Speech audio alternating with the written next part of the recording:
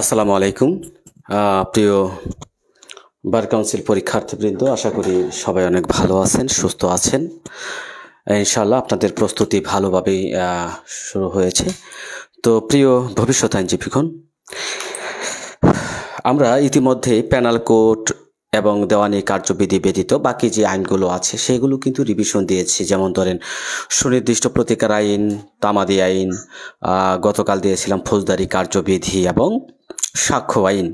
আমরা দুরন্ত ল একাডেমির পক্ষ থেকে এখন এই মুহূর্তে শুরু করতে যাচ্ছি দেওয়ানি কার্যবিধির দুরন্ত রিভিশন। আপনি এই দেওয়ানি কার্যবিধি থেকে কিভাবে অধিক নাম্বার পেতে পারেন অল্প পড়ে।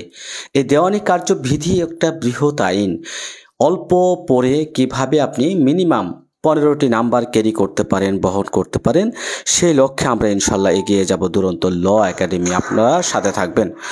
তো আপনারা যারা যুক্ত আছেন সবার প্রতি আহ্বান থাকবে এই মুহূর্তে যে যেখান থেকে যুক্ত আছেন একটা করে বিভিন্ন গ্রুপে শেয়ার করে দিবেন, একটা করে বিভিন্ন গ্রুপে শেয়ারের মাধ্যমে আমাকে অনুপ্রাণিত করবেন। আমরা শুরু করব দেওয়ানি কার্যবিধি। ওকে,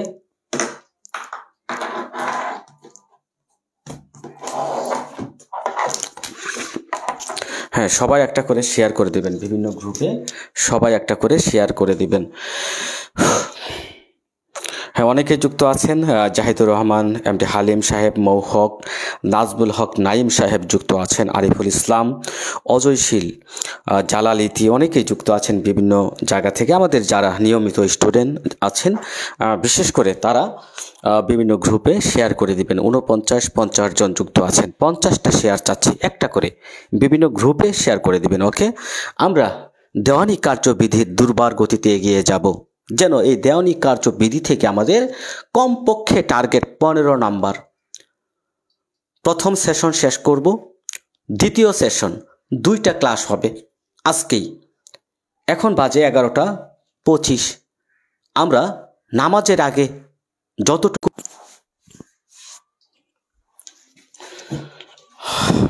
হ্যাঁ, আমরা আজকে সারাদিন শুধুমাত্র একটু নেটে প্রবলেম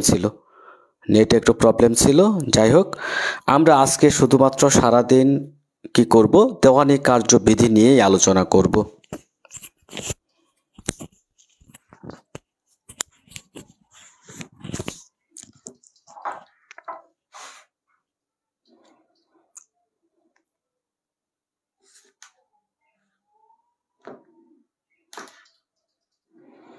ওকে, অনেকে যুক্ত আছেন। শরীফ আল মামুন সাহেব যুক্ত আছেন। হ্যাঁ, আমরা কিন্তু রাত 2টা পর্যন্ত ক্লাস নিয়েছিলাম। এই সাক্ষ্য আইনটা শেষ 166 ধারা পর্যন্ত পড়ানোর পর মোবাইল বন্ধ হয়ে গেছিল। আপনাদের কাছে বিদায় নিতে পারি নাই গতকাল রাতে। বিদায় নেওয়ার পূর্বেই আমাদের মোবাইলটা বন্ধ হয়ে যায় চার্জ শেষ হওয়ার কারণে। দেওয়ানি কার্যবিধি রিভিশন চলবো, এখন আমরা রিভিশন করব। আমরা প্রথমেই ধারা 1 থেকে 36 ধারা পর্যন্ত এবং 1 থেকে 20 আদেশ পর্যন্ত প্রথম সেশন শেষ করব।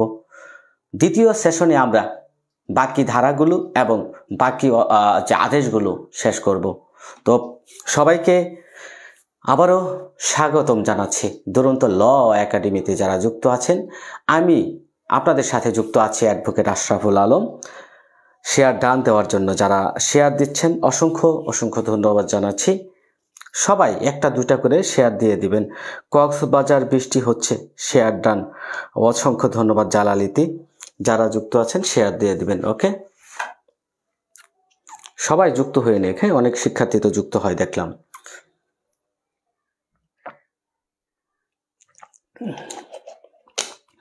আমি কিন্তু ঘুম থেকে উঠে হালকা নাস্তা করলাম, কেবল ঘুম থেকে উঠলাম। 11টায় ক্লাস নেওয়ার কথা ছিল, 10-20 মিনিট লেট হয়ে গেল, তাই না?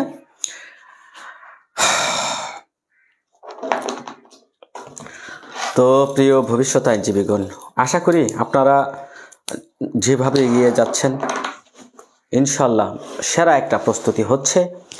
ইনশাল্লাহ আপনারাই পারবেন। আপনাদের ভিতরে আত্মবিশ্বাসটা জাগিয়ে তুলতে হবে। আমি পারবো, নার্ভাস হবেন না, টেনশন ফ্রি থাকবেন, এই মুহূর্তে টেনশন মুক্ত থাকবেন, ঠিক আছে?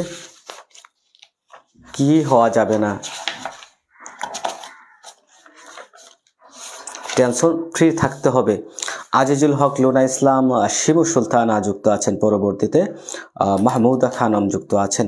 সবাই একটা করে, যারা পরবর্তীতে যুক্ত হচ্ছেন, একটা করে বিভিন্ন গ্রুপে, আমার গ্রুপে দেখি যে সবাই শেয়ার করে, আমার গ্রুপে না, আউট গ্রুপগুলো যেগুলো বার কাউন্সিলের বড় বড় যে গ্রুপগুলো আছে সেগুলোতে শেয়ার করে দিবেন। আমরা প্রথম সেশন শুরু করতেছি ইনশাআল্লাহ। শুরু হোক, বিসমিল্লাহির রহমানির রহিম। আমরা দেখেন দেওয়ানি কার্যবিধির কতটি ধারা? 158টি ধারা আছে। এখানে অধ্যায় আছে কয়টা? অধ্যায় আছে। দেখেন আমরা প্রাথমিক বিষয়গুলো জানবো। দেওয়ানি কার্যবিধি সিপিসি হচ্ছে 5 নং আইন। 5 নং আইন কত সালের? 19 8 সালের 5 নং আইন। আপনারা কমেন্ট করবেন দেওয়ানি কার্যবিধি কত সালের আইন। এটা সর্বপ্রথম কত সালে বিধিবদ্ধ হয়? সর্বপ্রথম বিধিবদ্ধ হয় 1859 সালে। প্রশ্ন হতে পারে এখান থেকে, যে যে জায়গা থেকে প্রশ্ন হবে আমি বলে দিচ্ছি। পরিশ্রম কখনো বৃথা যায় না, আহসানুল্লাহ খোকন সাহেব বলছেন। সর্বপ্রথম বিধিবদ্ধ হয় 1859 সালে। এই কথা বলে কে? সর্বপ্রথম বিধিবদ্ধ হয় 1859 সালে। এই দেওয়ানি কার্যবিধির 158টি ধারা হ্যাঁ আছে। ওকে, দেওয়ানি কার্যবিধিতে কয়টা তফসিল আছে? 5টি তফসিল। 5টি তফসিল আছে। এই যে 5টা তফসিলের মধ্যে প্রথম তফসিল, এই যে প্রথম তফসিল, এই প্রথম তফসিলে 51টি আদেশ আছে। এই যে 51টি আদেশের মধ্যে অনেক বিধি উপবিধি আমরা দেখতে পাই। সো দেওয়ানি কার্যবিধি কি রকমের আইন? দেওয়ানি কার্যবিধি হচ্ছে একটা পদ্ধতিগত বা প্রসিডিউরাল ল। প্রশ্ন যদি হয় এখান থেকে হতে পারে, সর্বপ্রথম কখন সিভিল কোড সংক্রান্ত পদ্ধতিগত আইন কোডিফাইড হয়? 1859 সালে সর্বপ্রথম কোডিফাইড হয় 1859 সালে। এইগুলো থেকে প্রথমেই প্রশ্ন হয়ে যেতে পারে একটা। সো আমরা এগুলো নিয়ে আর আলোচনা না করি, কারণ এ দেখেন ধারাগুলো আইনসভা পার্লামেন্ট সংশোধন করতে পারে, কিন্তু বিধি, এই বিধিগুলো সুপ্রিম কোর্ট অফ বাংলাদেশ কি করতে পারে? সংশোধন করতে পারে। সুপ্রিম কোর্ট অফ বাংলাদেশ ধারা এবং বিধির মধ্যে যদি অসামঞ্জস্য দেখা দেয়, ধারা প্রাধান্য পাবে। কি প্রাধান্য পাবে? ধারা প্রাধান্য পাবে। ওকে, এখন আমরা চলে যাই পরবর্তী বিষয়গুলোতে। আমরা প্রথমে দেখব দেওয়ানি আদালত কয় প্রকার। দেওয়ানি আদালত কয় প্রকার, কত শ্রেণীর বিচারক দেওয়ানি আদালতে আছে, এটা প্রাথমিক নলেজটা আপনাকে আবার মনে করিয়ে দিচ্ছি। এই প্রাথমিক বিষয়টা আপনাদের মনে রাখা দরকার। সো প্রিয় ভবিষ্যৎ আইনজীবীগণ সবাই শেয়ার করে দিবেন, কারণ দেওয়ানি কার্যবিধি হচ্ছে একটা গুরুত্বপূর্ণ আইন। এই দেওয়ানি কার্যবিধি থেকে 20টি এমসিকিউ থাকে। আমি আশা করি আমার 2টা ক্লাস দেখবেন, এখন একটা ক্লাস, বিকেলে একটা ক্লাস, 2টা ক্লাসে মিনিমাম 15 নাম্বার পাবেন। আমি যে টেকনিকটা আপনাদেরকে দিয়ে দেব 15 নাম্বার পাবেন ইনশাল্লাহ। সো সবাই শেয়ার করে দিবেন যারা পরবর্তীতে যুক্ত হয়েছেন। এখন দেখেন আমরা দেওয়ানি কার্যবিধির, দেখেন যদি দেওয়ানি কার্যবিধির 3 ধারাতে যাই, আদালতের অধস্থনতা, আদালতের অধস্থনতা, এখানে civil code, the civil code act 1887 সালের 3 ধারা অনুযায়ী দেওয়ানি কার্যবিধির যে দেওয়ানি আদালত আছে, দেওয়ানি আদালত কয় প্রকার? 5 প্রকার। সংক্ষেপে বলবো, 3 ধারাতে আছে আদালতের অধস্থনতা, দেওয়ানি আদালতের অধীনতা, অধস্থনতা বা দেওয়ানি আদালতের অধস্থনতা, এবং দ্য কোড অফ সিভিল, এখানে আপনার civil code act, civil code act 1887 অনুসারে দেওয়ানি আদালত কয় প্রকার? সিভিল কোড কয় প্রকার? সিভিল কোড সবাই কমেন্ট করেন, সিভিল কোড কয় প্রকার? 5 প্রকার। সিভিল কোড হচ্ছে 5 প্রকার। 1 নাম্বার কি? 1 নাম্বার আমরা লিখব জেলা জাজ। জেলা জাজ, তার অধীনস্থ আছে অতিরিক্ত জেলা জাজ। 3 নাম্বার হচ্ছে যুগ্ম জেলা জাজ। তারপরে হচ্ছে 4 নাম্বার সিনিয়র সহকারী জাজ। দেখেন গুরুত্বপূর্ণ বিষয়গুলো কিন্তু আমি শুরু করে দিয়েছি অলরেডি। এখন থেকে যদি আপনি ক্লাসটা না বুঝেন, দেওয়ানি কার্যবিধি বুঝতে পারবেন না। এই যে প্রাথমিক অধ্যায়ে, এই প্রাথমিক বিষয় থেকে বুঝে যান, পানির মতো মনে হবে, পানির মতো, যেহেতু এটা পদ্ধতিগত আইন, পানির মতো মনে হবে। আমরা প্রথমেই দেওয়ানি আদালত কয় প্রকার দেখব, কত শ্রেণীর বিচারক আছে দেখব, তারপরে আমরা দেখব কোন কোন বিচারক একটা মামলা আমলে গ্রহণ করতে পারে, আমলে গ্রহণ করার আদি এখতিয়ার কোন কোন আদালতের আছে, তারপরে আমরা দেখব একটা মামলা শুরু থেকে শেষ পর্যন্ত, তারপরে আমরা ধারাভিত্তিক আলোচনা শুরু করব। গুরুত্বপূর্ণ বিষয় কিন্তু এখানে জড়িত। সহকারী জাজ, আগে আমরা কোডগুলো চেনে নিই। দ্য সিভিল কোড অ্যাক্ট 1887 সালে দেওয়ানি আদালতকে শ্রেণী বিভাগ করা হয়েছে 5 ভাগে। 5টা কি? জেলা জাজ, অতিরিক্ত জেলা জাজ, যুগ্ম জেলা জাজ, সিনিয়র সহকারী জাজ, সহকারী জাজ। আচ্ছা, ধরেন জেলা জাজ এবং দায়রা জাজ, এটার মধ্যে পার্থক্য কি? কে করতে পারেন পার্থক্য? দেখি, কমেন্ট করবেন। জেলা জাজ, অতিরিক্ত জেলা জাজ, এদের মধ্যে পার্থক্য কি? আজকে কিন্তু ছাত্র কম, গতকাল কিন্তু অনেক অনেক ছাত্র ছিল। সো আপনারা সবাই যদি শেয়ার করে দিন, অনেকেই কিন্তু যুক্ত হয়ে যাবে, কারণ আজকে কিন্তু গুরুত্বপূর্ণ একটা অধ্যায়, সিভিল কোড অ্যাক্ট, দেওয়ানি কার্যবিধি আইন।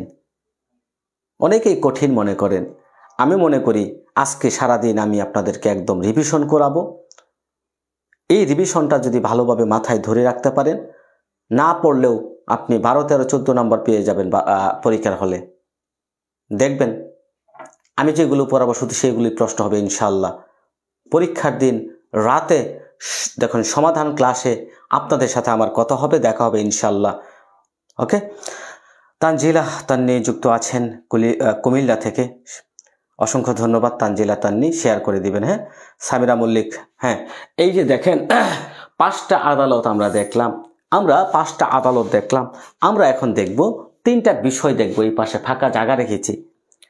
আমরা একটা দেওয়ানি মামলা হতে হলে আপনাকে 3টা জিনিস মাথায় রাখতে হবে: আদি এখতিয়ার, আঞ্চলিক এখতিয়ার এবং আর্থিক এখতিয়ার। কয়টা জিনিস? মূলত 3টা জিনিস আপনাকে মাথায় রাখতে হবে। একটা দেওয়ানি সুট বা দেওয়ানি মামলা যখন করতে যাবেন, দেওয়ানি মামলা বলা হয় না, এটাকে বলা হয় মুকদ্দমা। আমরা শুধু ভুল করি কেন? মুকদ্দমা বলবেন। দেওয়ানিতে মামলা হয় না, মুকদ্দমা। ফৌজদারিতে হয় মামলা। একটা প্রশ্ন করেছিলাম, দায়রা জাজ এবং জেলা জাজের পার্থক্যটা কি?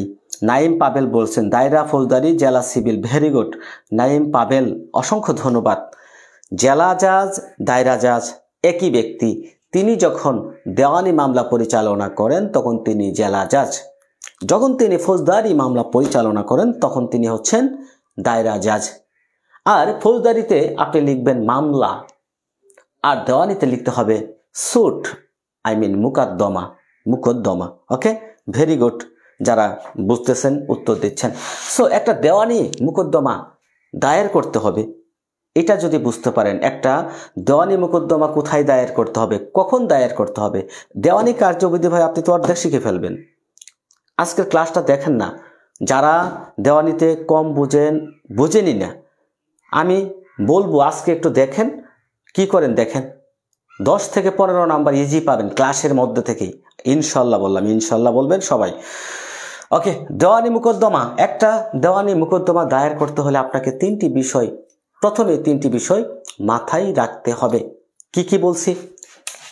আদি এখতিয়ার,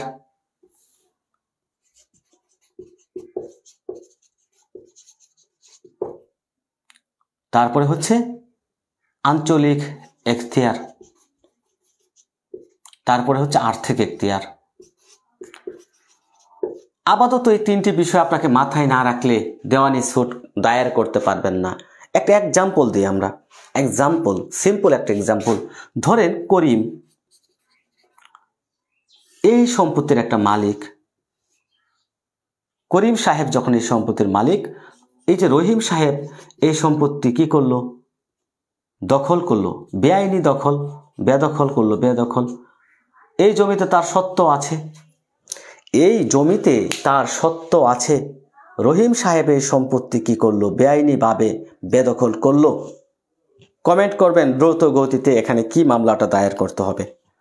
অফেন্স থাকলে ক্লাস জয়েন করা সামথিং ইম্পসিবল।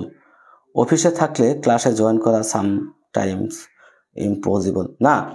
এখন যারা আসলে বার কাউন্সিল পরীক্ষা দিবেন, এই মুহূর্তে আপনাদের ছুটি নেওয়াটাই বেটার। যারা এখনো অফিস করতেছেন রিস্কের মধ্যে আছেন ভাই, কারণ আইনজীবী হবেন, এই মুহূর্তে আপনাকে এই যে 6-7টা দিন আপনার নিজের জন্য রাখতে হবে। করিম রহিমের বিরুদ্ধে কি মামলাটা দায়ের করবে একটু কমেন্ট করবেন তো দেখি কে বুঝতে পারেন বিষয়টা। করিম এই সম্পত্তির মালিক, রহিম এই সম্পত্তি থেকে তাকে বেদখল করলো, কি মামলাটা দায়ের করতে হবে? আমরা এই স্টোরি দিয়েই দেওয়ানি কার্যবিধি এগিয়ে যাব। এই স্টোরিটা মনে রাখবেন। প্রথমেই আমি বললাম করিমের একটা সম্পত্তি 5 শতক সম্পত্তি, 5 শতক। এই 5 শতক জমি রহিম সাহেব তার বেআইনি সন্ডাগুন্ডা নিয়ে যখন বেদখল করলো, এখানে কি মামলার উৎপত্তি, কি ঘটনা, কি মামলা দায়ের করতে হবে কমেন্ট করবেন দ্রুত গতিতে।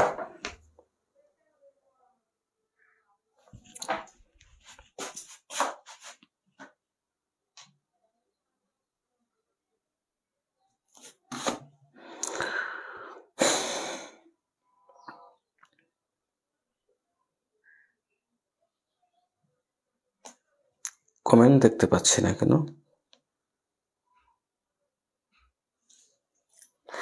8+42 ধারা দখল, খাস দখলের মোকদ্দমা। শুধু খাস দখল হবে না, সত্য সাব্যস্ত খাস দখলের মোকদ্দমা দায়ের করতে হবে। দখল উদ্ধারের সত্য সাব্যস্ত 8+42 ধারার মামলা করতে হবে। সুনির্দিষ্ট প্রতিকার, কারণ আমি এখানে বলছি তার সত্য আছে, সত্য মানে মালিকানা আছে।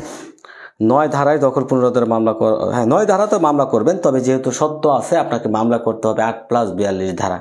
চলুন, এই যে মামলাটা যে আপনি করবেন, এখন কি কি মাথায় রাখতে হবে ভাই? কোথায় মামলাটা দায়ের করবেন, কি মাথায় রাখতে হবে? 3টা বিষয় মাথায় রাখতে হবে। এই যে 3টা বিষয়ের কথা বললাম, 3টা বিষয়ের কথা বললাম, দেখতে পাচ্ছেন? আদি এখতিয়ার, আঞ্চলিক এখতিয়ার, তারপরে হচ্ছে আর্থিক এখতিয়ার। সো আপনারা দেখেন এখানে যে কথাটা বলা হচ্ছে, এই মামলাটা সিভিল ম্যাটারের কিনা, এই মামলাটা সিভিল নেচারের কিনা। আমরা দেওয়ানি কার্যবিধির 9 ধারাতে আলোচনা করব।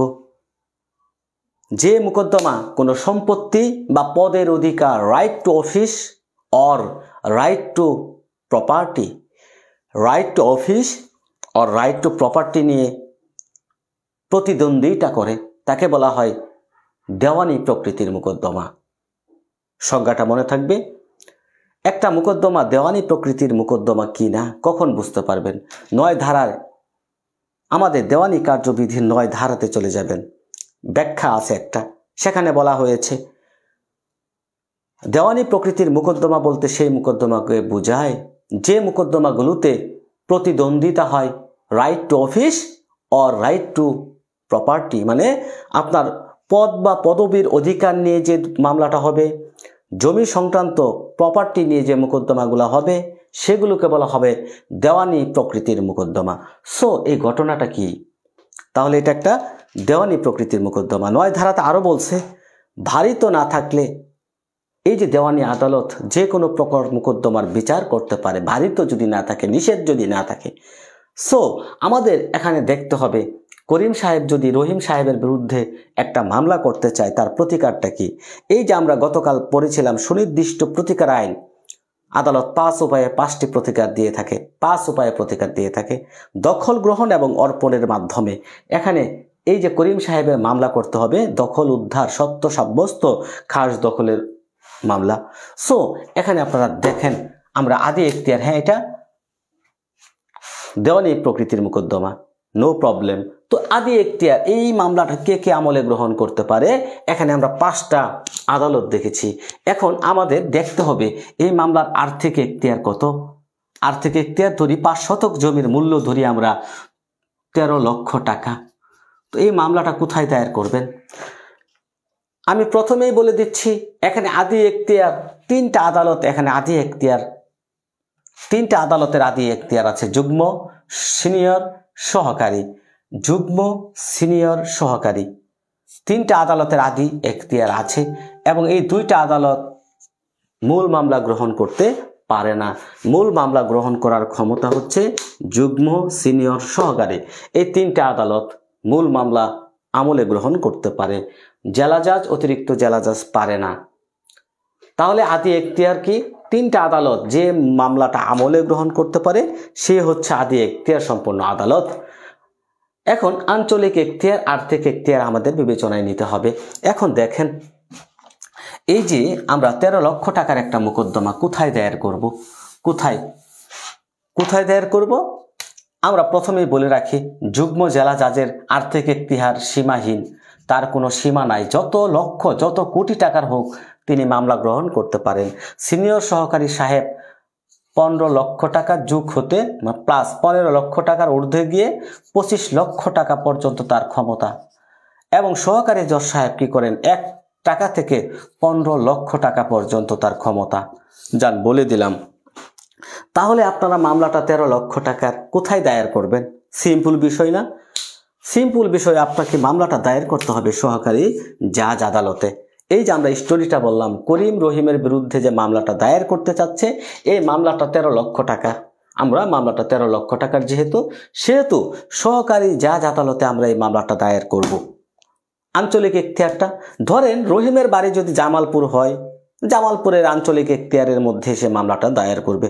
আঞ্চলিক এখতিয়ারটা হচ্ছে আপনার দেখবেন আমরা 17 ধারা 15 ধারা থেকে না 16 ধারা থেকে পড়ব, 16 ধারা থেকে শুরু হবে, 16, 17, 18 এটা স্থাবর সম্পত্তি আঞ্চলিক এখতিয়ার সম্পর্কে আলোচনা করা হয়েছে। আবার 19 থেকে পড়ব 21, 20 পর্যন্ত, হ্যাঁ 19, 20 অস্থাবর সম্পত্তি। সো বলে দিই সহজগুলো বলেই দিই। 16 ধারাতে বলছে, দেখেন এক কথায় উত্তর রাখবেন, ধারা 16 যেখানে বিষয়বস্তু অবস্থিত, বিষয়বস্তু যেখানে মামলা হবে সেখানে, এক কথা মনে রাখেন, রিভিশন দিয়ে যান। 17 ধারাতে বলছে এই যে বিষয়বস্তু যদি 2টি জেলার মধ্যে হয়, বিষয়বস্তু ধরেন 2টি জেলা, এই যে একটা জমি কিছু অংশ পড়ছে ধরেন গাজীপুর, কিছু অংশ ঢাকা, তাহলে 2টি জেলার মধ্যে হলে মামলা হবে 2টি জেলার মধ্যে যে কোনো একটিতে, 2টি জেলার মধ্যে যে কোনো একটিতে। এই যে আঞ্চলিক এখতিয়ার আলোচনা করতেছি। 16 ধারাতে বলছে বিষয়বস্তু যেখানে, এই জমিটা যে আঞ্চলিক এখতিয়ারে অবস্থিত সেখানে মামলা করবেন। 17 ধারাতে বলছে 2টি জেলার মধ্যে, এই জমিটা ধরেন কিছু অংশ ঢাকাতে পড়লো, কিছু অংশ গাজীপুরে পড়লো, তাহলে মামলাটা দায়ের করতে হবে 2টি জেলার মধ্যে যে কোনো একটিতে, 17 ধারা। আবার 18 ধারাতে বলছে দেখেন অনিশ্চিত আঞ্চলিক সীমানা নিয়ে অনিশ্চিত আছেন, এটা কোন জেলায়, যেমন ধরেন নদী প্রকৃতি মানে নদীমাতৃক আমাদের এই বাংলাদেশ, যেগুলো দেখবেন নদী গর্ভে বিলীন হয়ে যায়, অনেক সময় দেখেন চর জেগে ওঠে, সেগুলো আঞ্চলিক এখতিয়ার নিয়ে দ্বিধাদ্বন্দ্ব থাকে, তখন আপনার আশেপাশে যে কোনো একটা অঞ্চলে আপনি মামলাটা দায়ের করতে পারবেন এখতিয়ার সম্পন্ন আদালতে। সো 18 ধারাতে আমরা মনে রাখবো অনিশ্চিত, তাহলে যে কোনো একটি আঞ্চলিক এখতিয়ারে মামলা করলেই চলবে। সো স্থাবর সম্পত্তি সংক্রান্ত 3টা ধারা 16, 17, 18 কি পড়লাম? 16তে পড়লাম যে বিষয়বস্তু যেখানে, এই সম্পত্তি যেখানে অবস্থিত সেখানে মামলা করবেন। 17 ধারাতে পড়লাম 2টি জেলাতে অবস্থিত হলে যে কোনো একটা ধারাতে মামলা করবেন, একটি জেলাতে। 18 ধারাতে পড়লাম অনিশ্চিত হলে যে কোনো একটাতে মামলা করবেন। শুধু তাই না, 15 ধারাটাও আমরা শিখে ফেলি, চলুন। 15 ধারাতে বলছে এখতিয়ার সম্পন্ন সর্বনিম্ন আদালতে আপনাকে মামলা করতে হবে, সর্বনিম্ন আদালতে। তাহলে সর্বনিম্ন বলতে বোঝাচ্ছে সহকারী, যেহেতু 13 লক্ষ টাকার একটা মামলা, আমরা সর্বনিম্ন সহকারী জাজ আদালতেই মামলাটা দায়ের করব। তাহলে প্রিয় ভবিষ্যৎ আইনজীবীগণ, 15, 16, 17, 18 9 ধারাও কিন্তু শিখে ফেললাম একসাথে। 9 ধারা শিখলাম না? দেওয়ানি প্রকৃতির মোকদ্দমা, সিভিল নেচারের মোকদ্দমাটা কি, যে মামলা right to office, right two property, পদের অধিকার, সম্পত্তির অধিকার নিয়ে প্রতিদ্বন্দ্বিতা করে, তাকে দেওয়ানি প্রকৃতির মোকদ্দমা বলে। 9 ধারা শেষ। 15 ধারা পড়লাম সর্বনিম্ন আদালতে মামলা করতে হবে। 16 ধারা শিখলাম যে বিষয়বস্তু যেখানে অবস্থিত মামলা হবে সেখানে, 2টি জেলার মধ্যে যে কোনো একটি জেলায় মামলা করতে পারবেন, 17 ধারা। 18 ধারাতে বলছে অনিশ্চিত হলে। সো আমরা দেখেন একই সাথে কিন্তু রিভিশন, এই দেখেন এটাই তো দ্রুত গতিতে রিভিশন হচ্ছে, দ্রুত গতিতে রিভিশন দিয়ে যাচ্ছেন ইনশাআল্লাহ। সো আমরা এখানে 15 লক্ষ টাকা মানে সহকারী জাজ আদালতে মামলাটা দায়ের করে দিলাম, নো প্রবলেম। সো আমরা দেখেন তাহলে 5 প্রকার দেওয়ানি আদালতের মধ্যে 3 প্রকার আদালত এখানে আমলে গ্রহণ করতে পারে। প্রশ্ন কিন্তু এখান থেকে হতে পারে পিকুইনারি জুরিসডিকশন, এটা হচ্ছে আর্থিক এখতিয়ার। 3টা আদালতের আর্থিক এখতিয়ার কত? পিকুইনারি জুরিসডিকশন। যদি বলা হয় যে পিকুইনারি জুরিসডিকশন সম্পর্কে দেওয়ানি কার্যবিধি ব্যতীত আর কোন আইনে বলা হচ্ছে, কোন আইনে বলা হচ্ছে? দ্য সিভিল কোর্ট অ্যাক্ট 1887 19-20 ধারাতে, 19 ধারাতে এই যে পিকুইনারি জুরিসডিকশন আলোচনা করলাম 19। দেখেন এই যে জেলা জাজের কিন্তু আবার আপিল এখতিয়ার আছে। আপিল এখতিয়ার কত? আপিল এখতিয়ার হচ্ছে 5 কোটি টাকা পর্যন্ত আপিল এখতিয়ার। হাইকোর্ট ডিভিশনের সীমাহীন, আপিল এখতিয়ার হাইকোর্ট ডিভিশন এবং জেলা জাজ। জেলা জাজের আপিল এখতিয়ার কত যদি প্রশ্ন হয় কি উত্তর করবেন? আপিল এখতিয়ার হচ্ছে 5 কোটি টাকা পর্যন্ত এবং হাইকোর্ট হচ্ছে সীমাহীন। এই যে দেখেন যুগ্ম জেলা জাজ, তারও কিন্তু সীমাহীন ক্ষমতা। যে কোনো একটা মামলা, যে কোনো 5 কোটি 10 কোটি 20 কোটি সে কিন্তু মামলা গ্রহণ করতে পারে। বাট এখানে কিন্তু আছে, জেলা জাজ যদি 5 কোটি টাকা পর্যন্ত কোনো মামলার ডিক্রি প্রদান করে, আদেশ প্রদান করে, 5 কোটি টাকা পর্যন্ত মামলা কিন্তু আপনি আপিল করতে পারবেন না জেলা জাজে। 5 কোটি টাকার ঊর্ধ্বে যদি তিনি কি করেন, কোনো মামলা ডিক্রি বা আদেশ দেন, তখন যাইতে হবে হাইকোর্টে। এটাও মনে রাখেন, হ্যাঁ, সহজে মনে রাখবেন সবকিছু, একদম সহজ মনে হবে, পানির মতো মনে হবে ইনশাল্লাহ। তাহলে আমরা দেওয়ানি আদালত 5 প্রকার। এটা পিকুইনারি জুরিসডিকশন সম্পর্কে কোথায় বলা হয়েছে? আর্থিক এখতিয়ার সম্পর্কে 2টা ধারাতে। সিপিসি আজকে 6 ধারাটাও শিখে ফেললাম আমরা। দেখেন 6 ধারা শেষ না, এটাও কিন্তু 6 ধারার আলোচনার বিষয়। পিকুইনারি জুরিসডিকশন 6 ধারা, দেওয়ানি কার্যবিধির 6 ধারা পড়লাম আমরা। পড়লাম 9 ধারা, পড়লাম কত? 15, 16, 17, 18 পড়লাম, ঠিক আছে। এখন আমরা পড়ব, কি পড়ব? আমরা দেখব একটা মামলা শুরু থেকে চূড়ান্ত নিষ্পত্তি পর্যন্ত সংক্ষেপে শুরু করি। হ্যাঁ, সংক্ষেপে একটা মোকদ্দমার শুরু থেকে চূড়ান্ত নিষ্পত্তি পর্যন্ত কি কি পদ্ধতির মধ্য দিয়ে অতিক্রান্ত হবে, এটা মাথায় রাখতেই হবে। নচেত দেওয়ানি বুঝতে পারবেন না, আদেশগুলো বুঝতে পারবেন না। এই যে আমরা 5 শতক জমি নিয়ে মোকদ্দমা শুরু হলো, তাহলে আমরা একটা মামলা দায়ের করতে হবে কিসের মাধ্যমে? থানায় দায়ের করতে পারবেন দেওয়ানি মামলা? কমেন্ট করেন তো। দ্য সিভিল কোড অ্যাক্টের 1887 সাল, ভেরি গুড। আচ্ছা, দেওয়ানি মামলা কোথায় দায়ের করা হয় বলেন তো?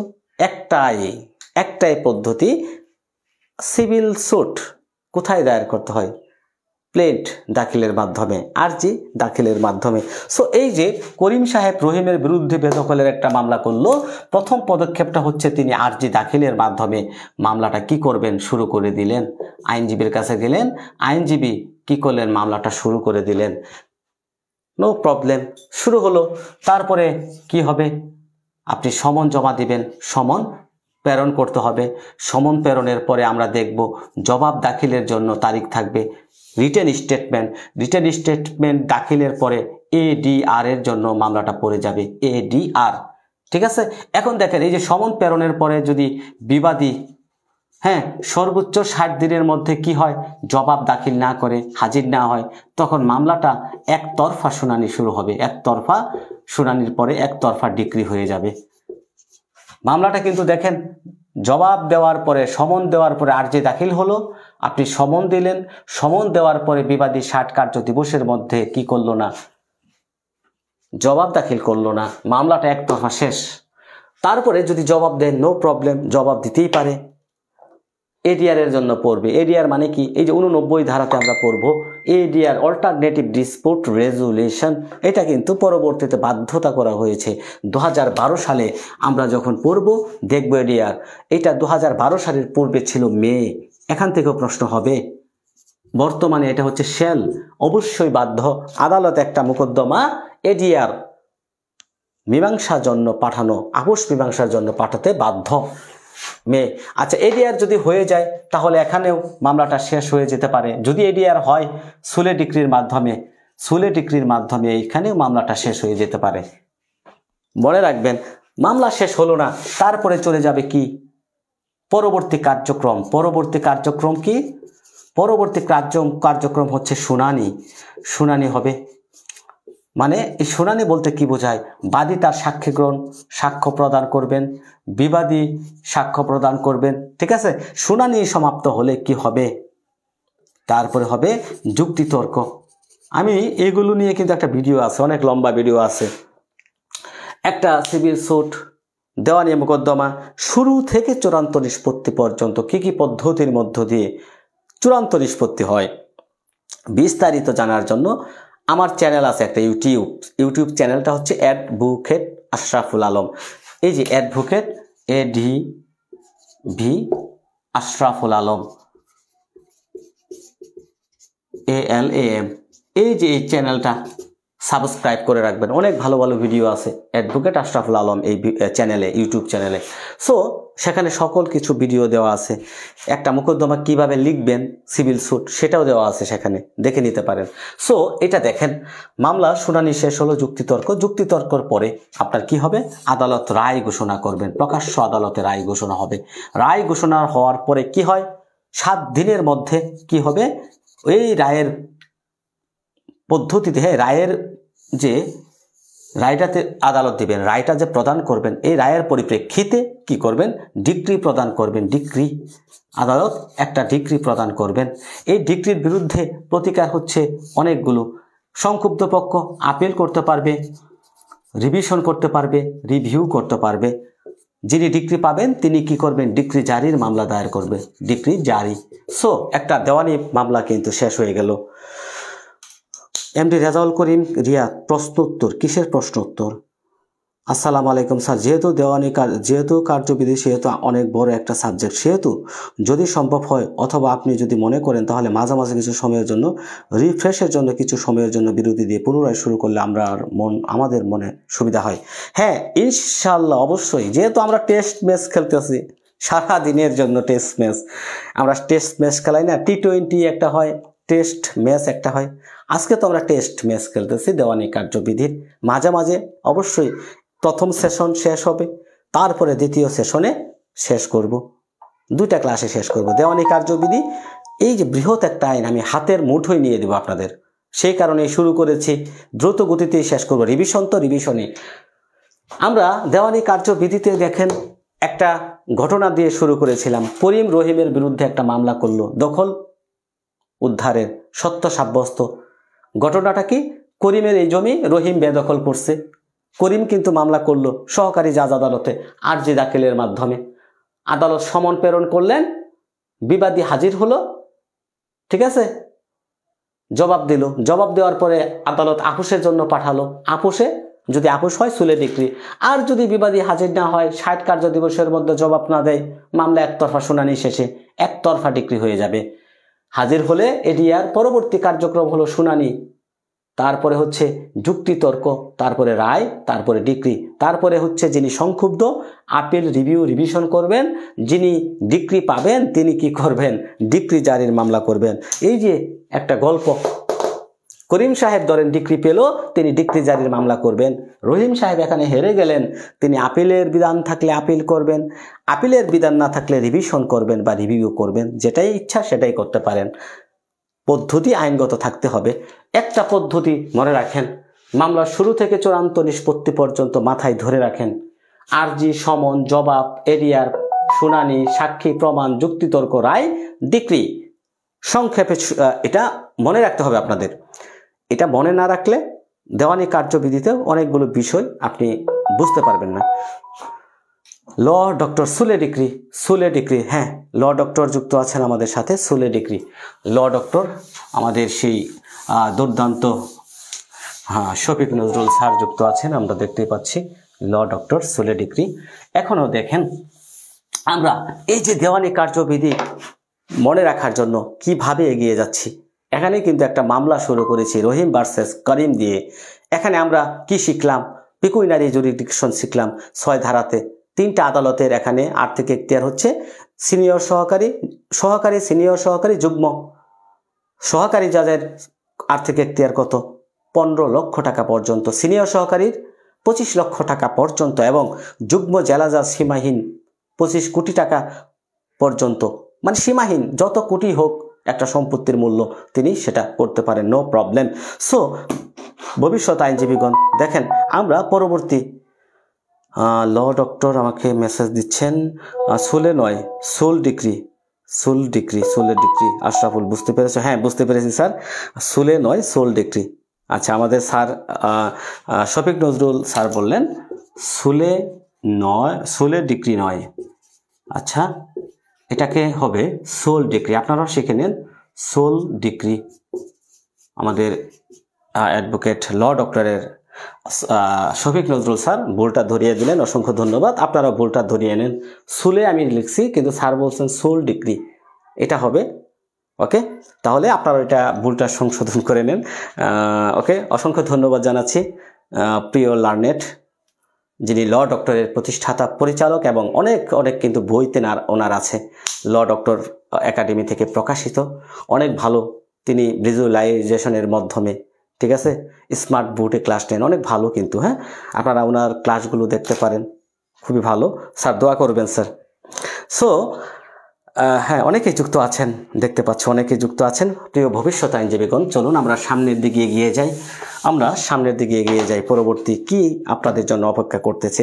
সো আমরা এখন দেখেন একসাথে পড়ে যাব, মোকদ্দমা স্থগিত রাখা এবং রেজ জুরি কাটা। দেখেন আমি দুইটা ধারা একসাথে পড়াবো, স্টে অফ সুট, রেজ জুরি কাটা একসাথে পড়াবো, একসাথে একবারে শিখে পড়বেন। 10 ধারা 11 ধারা একসাথে শিখে ফেলবেন। দেখেন দুইটা ধারাতে একই পদ্ধতি, একটু ব্যতিক্রম হলেই ক্যান্সেল। দুইটা ধারা কিরকম দেখেন, একসাথে এখন 2 মিনিটে শিখে ফেলবেন। দেখেন আপনার একই পক্ষ থাকতে হবে, একই পক্ষ। এখানে আপনি লিখেন একই পক্ষ গণের মধ্যে, ঠিক আছে, একই পক্ষ, বাদী বনাম বিবাদী একই পক্ষ, একই এখতিয়ারবান আদালত, একই এখতিয়ারবান আদালত, একই পক্ষ, একই এখতিয়ারবান আদালত, একই এখতিয়ারবান আদালত। হ্যাঁ,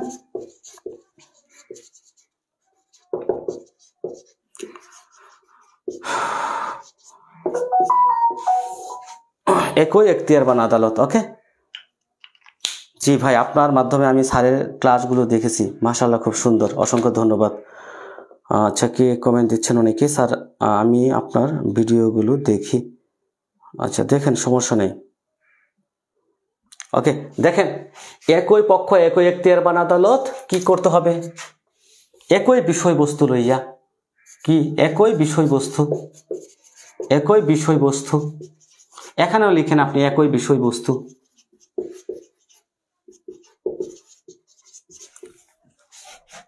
দেখেন দুইটা এখন পার্থক্য হবে, একই এখতিয়ারবান আদালতে একই বিষয়বস্তু নিয়ে একই পক্ষগণের মধ্যে। এখানে ধরেন একটা মোকদ্দমা চলমান আছে, একটা মোকদ্দমা চলমান, 10 ধারাতে কি চলমান থাকা অবস্থায় চলমান আছে, 10 ধারাতে চলমান আছে। ধরেন আপনি একটা মামলা করলেন 2023 সালে, ধরেন একটা জমির মামলা করলেন 8/23, এই মামলাটা চলা অবস্থায় আপনি আবার 25 সালে এসে আরেকটা মামলা করলেন, ধরেন 2/25। এখানে দেখেন এই মামলাটা যদি হয়, এই যে এই মামলাটা যে আপনি করলেন 8/23, একই পক্ষগণের মধ্যে একই এখতিয়ারবান আদালতে একই বিষয়বস্তু লইয়া, একই বিষয়বস্তু নিয়ে যদি একটা মামলা চলমান থাকে, আপনি যে এই যে পরবর্তীতে 2 এবং 25 নম্বর মামলাটা দায়ের করলেন নতুন করে, এই মামলাটা আদালত কি করবে, স্টে করে দিবে। কথা মনে হচ্ছে? এখানে কিন্তু মামলা খারিজ হবে না, এখানে বলছে স্টে থাকবে, স্থগিত থাকবে। পরবর্তী যে দায়েরকৃত মোকদ্দমাটা এটা কি বন্ধ থাকবে। দেখেন বলা হচ্ছে, কোন আদালত কোন মোকদ্দমার বিচার কার্যক্রম পরিচালনা করবেন না যার বিচার্য বিষয় প্রত্যক্ষ পরোক্ষভাবে পূর্বে দায়েরকৃত মোকদ্দমার অপর একটি মোকদ্দমার বিচার্য বিষয় তা একই পক্ষগণের মধ্যে একই বিষয়বস্তু লইয়া একই এখতিয়ারবান আদালতে।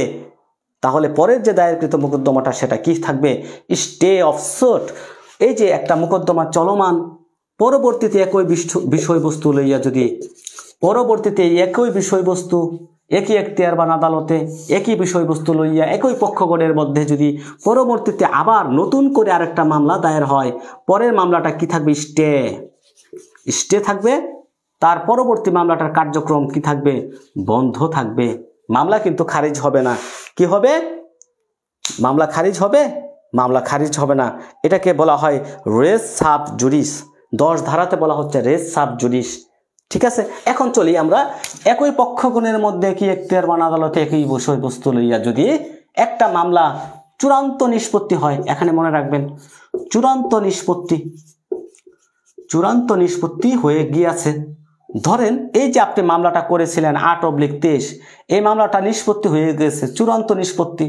পরে যদি আপনি আবার একই পক্ষ একই এখতিয়ারবান আদালতে একই বিষয়বস্তু লইয়া এই যে চূড়ান্তভাবে নিষ্পত্তিকৃত বিষয়বস্তুটা লইয়া কি করেন, পুনরায় মামলা করেন, এটা আদালত সরাসরি কি করবে, সরাসরি দুবারা দোষ বলে খারিজ করে দিবে, খারিজ।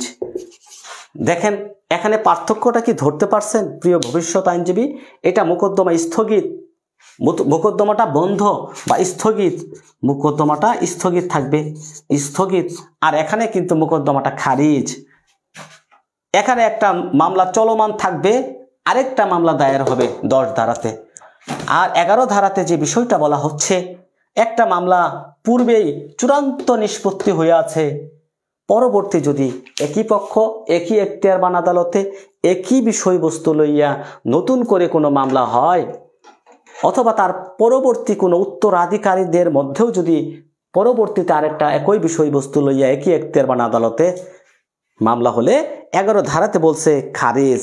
এটাকে বলা হয় দুবারা দোষ বা রেস জুডিকেটা। বুঝতে পেরেছেন কিনা কমেন্ট করবেন। সহজ ভাষা, দুইটা কিন্তু একসাথে আলোচনা করলাম, ইনশাল্লাহ সহজেই বুঝে যাওয়ার কথা। কার্যক্রম বন্ধ থাকবে 10 ধারাতে, স্থগিত, হ্যাঁ স্থগিত বা বন্ধ 10 ধারা। আর 11 ধারাতে হচ্ছে খারিজ, পরের মামলাটা সরাসরি খারিজ হবে, রেস জুডিকেটা হবে, দুবারা দোষ হবে। ক্লিয়ার? এখন দেখেন এই যে 11 ধারা রেস জুডিকেটা বা দুবারা দোষ, এখানে কয়টা ব্যাখ্যা আছে? 6টা ব্যাখ্যা আছে, এটা আপনার মনে রাখতে হবে। 6টি ব্যাখ্যা। কয়টা ব্যাখ্যা? 6টি ব্যাখ্যা আছে, ব্যাখ্যা। এই 6টা ব্যাখ্যা একটু পড়ে নেবেন। সবচাইতে মোস্ট ইম্পর্টেন্ট ব্যাখ্যা হচ্ছে 3 এবং 4। ডাইরেক্ট রেস জুডিকেটা কয়বার ব্যবহৃত হয়েছে? ডাইরেক্ট জালালিতি, জি স্যার বুঝতে পেরেছি, ইনশাল্লাহ বুঝতে পেরেছেন। তাহলে ডাইরেক্ট রেস জুডিকেটা কয়বার ব্যবহার হয়েছে? একবার। কনস্ট্রাকটিভ রেস জুডিকেটাটা কি? কনস্ট্রাকটিভ রেস জুডিকেটা 11 ধারার 4 নং ব্যাখ্যাটা চলুন একটু বুঝিয়ে দেই। 11 ধারার 4 নং ব্যাখ্যাটা একটু বুঝিয়ে দেই ইনশাল্লাহ। তো অনেকেই যুক্ত আছেন 106+। সবার কাছে অনুরোধ থাকবে, গুরুত্বপূর্ণ বিষয়গুলো ইনশাল্লাহ আলোচনা করতেছি। দেওয়ানি কার্যবিধি কিন্তু অতি সহজেই আত্মস্থ করতে পারবেন যদি একটা করে শেয়ার দেন। আপনার সাথে সাথে বাকি শিক্ষার্থী যারা আছে, যারা কোচিং করতে পারে না, এই মুহূর্তে টেনশনে আছে, তার যাদের প্রস্তুতি কম, দেওয়ানি বুঝে না, উপকার করেন, সোয়াব হবে। কারণ আপনি একটা সোয়াব অবশ্যই কামাই করবেন। উপরে তো আল্লাহ আছে, আপনি যখন মানুষের জন্য সেবা করবেন, মানুষ আপনাকে মূল্য দেখ অথবা না দেখ, উপরে কিন্তু আল্লাহ একজন আছেন সৃষ্টিকর্তা, তিনি কিন্তু দেখবেন, অবশ্যই আপনার মূল্য আপনাকে বুঝিয়ে দিবেন ইনশাল্লাহ। তাহলে আমরা কনস্ট্রাকটিভ রেস জুডিকেটা, ঠিক আছে, মোট 6টি ব্যাখ্যা আছে। 11 ধারাতে মোট 6টি ব্যাখ্যা। মোট কয়টি ব্যাখ্যা? 6টি ব্যাখ্যা আছে 11 ধারাতে, মোট 6টা ব্যাখ্যা। এখন দেখেন 4 নং ব্যাখ্যাটা দেখেন, 4 নং ব্যাখ্যা, 11 ধারা 4 নং ব্যাখ্যা। কনস্ট্রাকটিভ রেস জুডিকেটাটা কি? পূর্বে মামলায় যে বিষয়বস্তু আত্মপক্ষ বা বিপক্ষ সমর্থনের বা যুক্তি খণ্ডনের জন্য ব্যবহার হতে পারত বা হওয়া উচিত ছিল, তা উক্ত মামলার প্রত্যক্ষ মূল বিষয় বলে ধরে নিতে হবে। ধরেন এরকম, আপনার একটা মামলা করবেন, আপনি একটা মামলা করবেন, এই যে মামলাটা করবেন, সেখানে আপনাকে অবশ্যই প্রত্যেকটি প্রতিকার সুনির্দিষ্টভাবে সমগ্র অধিকার প্রতিকার আপনাকে একত্রে চাইতে হবে, একত্রে চাইতে হবে। মূল কথা হচ্ছে এটা। আপনি একটা প্রতিকার বাদ দিয়ে মানে আপনি আদালতে মামলা করলেন, আপনার প্রতিকার চাওয়া দরকার ছিল ধরেন 5টা। ধরেন আপনি সিম্পল একটা বিষয় বোঝাই, সিম্পল একটা বিষয় বোঝাচ্ছি। ধরেন আপনি 23 সাল, 24 সাল এবং 25 সাল, এই 3 সালের 25 সালের ধরেন আজকে চলতেছে কি মাস? মে মাস, এপ্রিল মাস। সো এই 3 সালের ভাড়া আপনার বাকি, আপনি ভাড়া আদায়ের মামলা করতে চাচ্ছেন, ভাড়া আদায়ের মামলা করবেন। আপনি শুধু 23 সাল, 24 সাল এই 2 সালের ভাড়া আদায়ের জন্য মামলা করলেন। আপনি যে 25 সালের দেখেন এপ্রিল পর্যন্ত কিন্তু চলে গেছে অলরেডি, আপনি এই 25 সালের কোনো মাসের ভাড়া আপনি দাবি করলেন না, আপনি শুধুমাত্র মামলা করলেন 23, 24। এখন এই যে কনস্ট্রাকটিভ রেস জুডিকেটা, এখানে বলা হচ্ছে আপনি যে বাদ রাখলেন, এইটা নিয়ে পরবর্তীতে আপনি একই পক্ষগণের মধ্যে একই বিষয়বস্তু লইয়া পরবর্তী তার মামলা দায়ের করতে পারবেন না, কারণ আপনি এখানে প্রতিকারটা চাননি। তাই এখানে বলা হচ্ছে কনস্ট্রাকটিভ রেজ জুডিকাটাতে যে বিষয়বস্তুটা লইয়া পূর্বে মামলা হয়েছে একই পক্ষগণের মধ্যে একই বিষয়বস্তু লইয়া যদি কোনো প্রতিকার চাওয়া আপনার কি হয় বাদ পড়ে সেই প্রতিকারটা নিয়ে পুনরায় মামলা করা যাবে না। কনস্ট্রাকটিভ রেজ জুডিকাটাতে সেটা কি হবে, বাধা দিবে। তাই কিন্তু আমরা দেওয়ানি কার্যবিধির আদেশগুলো যখন পড়ব, আরজি প্লেন্ট আপনি যখন লিখবেন সেখানে কিন্তু বলবো, দেখবেন যা দাবি করতে হবে সমগ্র দাবি একত্রে অন্তর্ভুক্ত করতে হবে। মানে সমগ্র দাবি বলেন তো কোথায় আছে, কত আদেশে আছে? সমগ্র দাবি একত্রে অন্তর্ভুক্ত করে আপনাকে মামলাটা দায়ের করতে হবে। কোনো দাবি যদি আপনি পরিত্যাগ করেন পরবর্তীতে ওই দাবি নিয়ে পুনরায় মামলা করা যাবে না।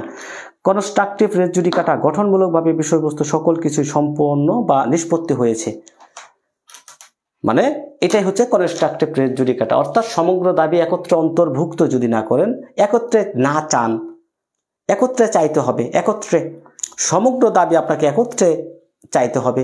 যদি কোনোটা বাদ পড়ে যায় সেটা নিয়ে আপনি পরবর্তীতে মামলা দায়ের করলে কনস্ট্রাকটিভ রেজ জুডিকাটাতে সেটা ভারিত করবে। বুঝতে পেরেছেন কিনা? হ্যাঁ, একসাথে চাইতে হবে সমগ্র দাবি। সো প্রিয় ভবিষ্যৎ আইনজীবীগণ, আমরা শেষ করে ফেললাম অনেকগুলো বিষয়, 10, 11 শেষ করলাম। আমরা একসাথে চলে যাব। দেখেন 15 ধারাটাও তো পড়েছি যে আদালত মোকদ্দমা দায়ের করতে হবে, প্রত্যেকটি মোকদ্দমা তার সর্বনিম্ন এখতিয়ার সম্পন্ন আদালতে দায়ের করতে হবে। ইংরেজি হেডলাইনগুলো থেকে প্রশ্ন হয়, every suit shall be institute in the court of the lowest grade competent to try it, কোথায় বর্ণিত আছে? এইরকম প্রশ্ন হয়। আমরা 16 ধারা পড়লাম, 17 ধারা পড়ছি। 16 ধারাতে পড়ছি বিষয়বস্তু যেখানে মামলা হবে সেখানে, এক কথায় মনে রাখবেন। 17 ধারাতে পড়ছি দুটি জেলার মধ্যে যদি কোনো বিষয়বস্তু অবস্থান হয় যে কোনো একটিতে মামলা করতে পারবেন। 17 ধারা পড়লাম। 18 ধারাতে পড়লাম কি, স্থানীয় এখতিয়ার আপনার অনিশ্চিত, কোথায় মামলা করবেন? যে কোনো এক জায়গায় মামলা করবেন। হ্যাঁ, 19 এবং 20 ধারা হচ্ছে অস্থাবর সম্পত্তির ক্ষেত্রে আপনার মামলা দায়ের করতে হবে। সো এখানে আমরা দেখেন একটা ধারা আলোচনাই করে দিই। যে ব্যক্তি, আচ্ছা, এই যে আপত্তি, স্থানীয় এখতিয়ার নিয়ে যদি আপত্তি হয়, আপনি আপত্তিটা কখন চাইতে হবে? দেখেন এই যে 21 ধারা, স্থানীয় এখতিয়ার নিয়ে যদি আপনার এখতিয়ার নিয়ে আপত্তি হয়, এটা পড়বেন। এখতিয়ার লইয়া আপত্তি থাকলে এখানে কখন চাইতে হবে? বিচার্য বিষয়ের পূর্বে, বিচার্য বিষয় গঠনের পূর্বে বা প্রথম সম্ভাব্য সুযোগে। কি করতে হবে? প্রথম সম্ভাব্য সুযোগেই চাইতে হবে, সম্ভাব্য সুযোগে আপনাকে চাইতে হবে। এখানে আমি শর্ট করে দিয়ে দিচ্ছি। হ্যাঁ, এখন দেখেন আপনি এই যে এখতিয়ার নিয়ে আপত্তি, আপনি কোন আদালতে মামলা দরখাস্তটা দিবেন? আপনি দিতে পারেন জেলা জাজে, জেলা জাজ এবং হাইকোর্ট ডিভিশনে। জেলা জাজ এবং হাইকোর্ট ডিভিশনে আপনার আপত্তি দিতে পারেন। হ্যালো, হ্যাঁ, ওয়ালাইকুম আসসালাম। হ্যাঁ, কে? পরে ফোন দেন, পরে ক্লাসে আছি। দেখেন আপনার আপত্তি যদি আপনি চান, একই জেলার মধ্যে বিভিন্ন আদালত থাকে, একই জেলার মধ্যে যদি হয় এক মামলা স্থানান্তর করবেন আরেক আদালতে, তাহলে আপনি দরখাস্ত দিবেন জেলা জাজে। হাইকোর্টে দিবেন কখন? ভিন্ন ভিন্ন জেলা হলে ভিন্ন ভিন্ন। ধরেন ময়মনসিংহ আদালতের একটা মামলা আপনি কোথায় পাঠাতে চাচ্ছেন? হ্যাঁ, ধরেন গাজীপুর বা মুন্সিগঞ্জে, ধরেন গাজীপুর, ভিন্ন জেলা, তাহলে হাইকোর্টে দরখাস্ত দিতে হবে। এটা মনে রাখবেন। হ্যাঁ, আপনারা এটা মনে রাখবেন। স্থানান্তরের ও প্রত্যাহারের সাধারণ ক্ষমতা হচ্ছে জেলা জাজ এবং হাইকোর্ট। হাইকোর্ট কখন? এক জেলা থেকে অন্য জেলায় যদি হয় সেক্ষেত্রে। হ্যাঁ, এবং একই জেলার মধ্যে হলে আপনি জেলা জাজে আবেদন দিবেন। তারপরে আমরা এখানে দেখব institute of suit, every suit shall be institute, মানে মোকদ্দমা দায়ের। মোকদ্দমা দায়ের 26 ধারা পড়েন। 26 ধারাতে কি পড়ছে? একটা মোকদ্দমা আরজি দাখিলের মাধ্যমে দায়ের করা হয়। আরজি দাখিলের মাধ্যমে একটা মোকদ্দমা সুট দায়ের করা হয়। ঠিক আছে। 30 ধারাতে আছে উদ্ঘাটন। 27 ধারাতে দেখেন বিবাদীর প্রতি সমন। বিবাদীর প্রতি সমন কোথায় আছে? এগুলো শুধু একবার চোখ বুলিয়ে যাবেন, আমি যেভাবে চোখ বুলিয়ে যাচ্ছি, ভিতরে ঢোকার দরকার নাই। ঠিক আছে। 30 ধারাতে দেখেন উদ্ঘাটন পরিদর্শন দানের ক্ষমতা। 30 ধারা উদ্ঘাটন পরিদর্শন, উদ্ঘাটন পরিদর্শন খালি দেখে যাবেন এইরকম। আমিও যেভাবে দেখতেছি আপনারাও যখন পড়বেন শুধু এইগুলো পৃষ্ঠা উল্টিয়ে দেখে যাবেন। হ্যাঁ, তারপরে দেখেন 30 ধারাতে দেখেন, ঠিক আছে। এখন দেখেন এই উদ্ঘাটন পরিদর্শনের সময় যদি কোনো ব্যক্তি কাগজপত্র দাখিল করতে ব্যর্থ হয়, এই যে 32 ধারাতে বলছে দেখেন, যার প্রতি 30 ধারা অনুসারে সমন দেওয়া হয়েছে, আদালত তাকে হাজির করতে বাধ্য করার জন্য তার প্রতি কি করতে পারে, 32 ধারাটা গুরুত্বপূর্ণ, তাকে হাজির হওয়ার জন্য গ্রেপ্তারি পরোয়ানার আদেশ দিতে পারেন। গ্রেপ্তারি পরোয়ানার আদেশ, কি আদেশ? গ্রেপ্তারি পরোয়ানার আদেশ দিতে পারেন। তারপরে কি করতে পারেন, তার সম্পত্তি কি করতে পারেন, ক্রুক এবং বিক্রয় করতে পারেন, ক্রুক এবং বিক্রয়। তারপর কি করতে পারেন দেখেন, অনধিক 500 টাকা জরিমানা, এটা মনে রাখবেন, অনধিক 500 টাকা জরিমানা করতে পারেন। প্রশ্ন কিন্তু এখানে হতে পারে অনধিক কত টাকা জরিমানা, 500 টাকা জরিমানা। এবং হাজির হওয়ার জন্য বাধ্য হতে তাকে জামানত প্রদানের আদেশ দিতে পারেন, প্লাস হচ্ছে তাকে সিভিল প্রিজনে আটক রাখার আদেশ দিতে পারেন, মানে দেওয়ানি জেলে আটক রাখার আদেশ দিতে পারেন। সো প্রিয় ভবিষ্যৎ আইনজীবীগণ, 32 ধারাতে গুরুত্বপূর্ণ, আন্ডারলাইন করে রাখেন, আরেকবার রিভিশন করবেন, পরীক্ষার হলে যাওয়ার পূর্বে আরেকবার রিভিশন করবেন, যে কোনো একদিনের মাঝখানে। গ্রেপ্তারের পরোয়ানা আদেশ, গ্রেপ্তারি পরোয়ানার আদেশ দিবেন যদি কোনো ব্যক্তি সমন পাওয়ার পরে আদালতে হাজির না হয়, ঠিক আছে। 26 ধারা আদেশ কত আপনি জানেন না? আর্জি দাখিলের আদেশ কত? একটা আর্জি দাখিলের মাধ্যমে 4 আদেশে আমরা পড়বো, আদেশগুলোই তো পড়বো, সেই কারণেই দ্রুত শেষ করতেছি, আদেশগুলোই মূল। হ্যাঁ, তানিয়া তাবাসসুম পিয়া আদেশ 4, 26 ধারা, আমরা এখন আদেশগুলোই পড়বো, সেই কারণেই দ্রুত শেষ করতেছি। হ্যাঁ, দেখেন, গ্রেপ্তারি পরোয়ানার আদেশ, তার সম্পত্তি ক্রুক এবং বিক্রয়, অনধিক 500 টাকা জরিমানা, জামানত প্রদানের আদেশ এবং সিভিল প্রিজনে আটক রাখার আদেশ দিতে পারেন তাকে হাজির হতে বাধ্য করার জন্য। এবং 33 ধারাতে আমরা দেখব রায় এবং ডিক্রির কথা বলা হচ্ছে। 33-এর সাথে আমরা 20 আদেশটা মিলিয়ে পড়ব, রায় এবং ডিক্রি। রায় ডিক্রি, একটা মামলা রায় হওয়ার 7 দিনের মধ্যে ডিক্রি প্রদান হবে। হ্যাঁ, তারপরে দেখেন এখানে যে ধারাগুলো গুরুত্বপূর্ণ আমি একটু আলোচনা করে দিচ্ছি, চলেন দেখেন। সুদ 34 ধারা, ডিক্রিটি টাকা পরিশোধ সম্পর্কিত হলে, মানে এমন একটা ডিক্রি আদালত দিল যে ডিক্রিটি টাকা পরিশোধের ডিক্রি, টাকা পরিশোধ করার জন্য। এমন একটা মোকদ্দমা আছে না, মানি সুটের মোকদ্দমা ধরেন, মোকদ্দমা দায়েরের পূর্বে যে কোনো সময়ের জন্য এবং মোকদ্দমা দায়েরের তারিখ হতে ডিক্রি পর্যন্ত আদালত যুক্তিসঙ্গত হারে সুদ প্রদানের আদেশ দিতে পারেন। এই সুদটা কত হবে বলেন তো দেখি? আদালত যুক্তিসঙ্গত হারে সুদ প্রদানের আদেশ দিতে পারেন। এখন 35 ধারাতে বলা হচ্ছে সুদের কথা, 6% বাৎসরিক সুদ দিবেন। সর্বোচ্চ কয় পার্সেন্ট? মোকদ্দমা খরচের সর্বোচ্চ 6% বার্ষিক সুদ প্রদানের আদেশ দিবেন। কত? প্রশ্ন এখান থেকে হবে, সর্বোচ্চ কত টাকা বার্ষিক সুদ প্রদানের আদেশ দিবেন? 6%। যদি হয় এখান থেকে প্রশ্ন হবে। 35 ধারাতে এটা বলা আছে, দেখে নেবেন। 35 ধারার কটা গুরুত্বপূর্ণ দেখেন। মিথ্যা বা বিরক্তিকর দাবি বা জবাব সম্পর্কিত ক্ষতিপূরণের মামলা। ধরেন আপনি একটা মোকদ্দমা করলেন, যে মোকদ্দমাটা হচ্ছে মিথ্যা, বিরক্তিকর এবং মিথ্যা, বিরক্তিকর বা বানোয়াট ভিত্তিহীন একটা মামলা করে না অনেকেই? মিথ্যা মামলা করে, বানোয়াট মামলা করে, ভিত্তিহীন মামলা করে। এই মামলাগুলো যদি কেউ দায়ের করে, আদালত এখানে দেখেন হয়রানিমূলক মিথ্যা দাবি মামলা করার জন্য ক্ষতিগ্রস্ত পক্ষকে এখানে ক্ষতিপূরণের আদেশ দিবেন।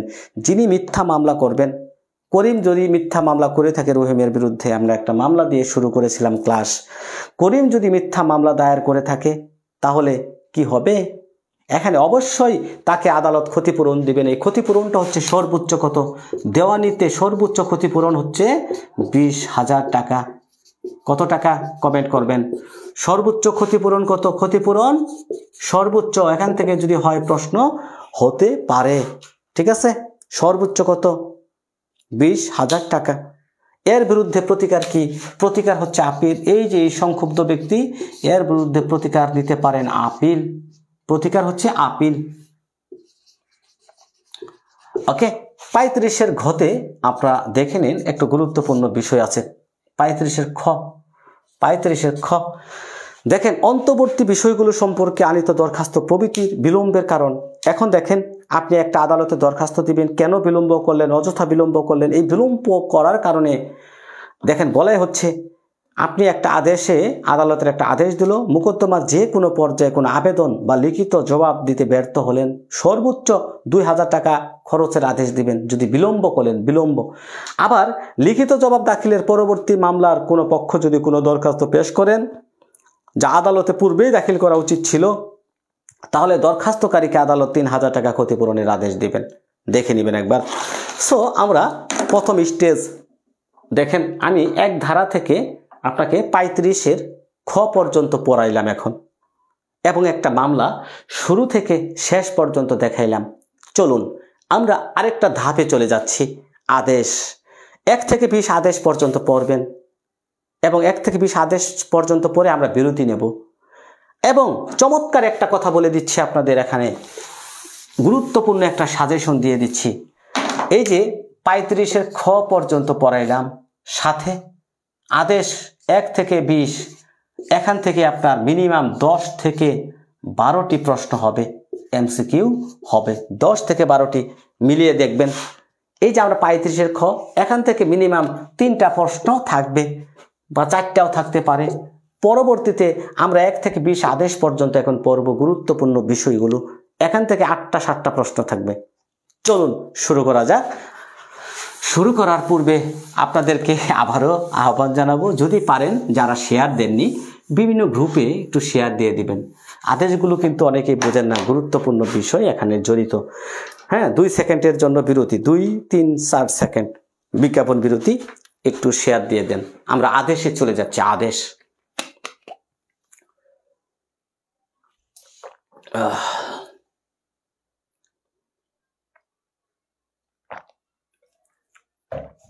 প্রচুর পানি পান করবেন, হ্যাঁ, এনার্জি ফিরে পাবেন। যারা মোবাইলে ক্লাসটা দেখতেছেন শেয়ার করে দিবেন এবং আপনারা পানি পান করে নেন।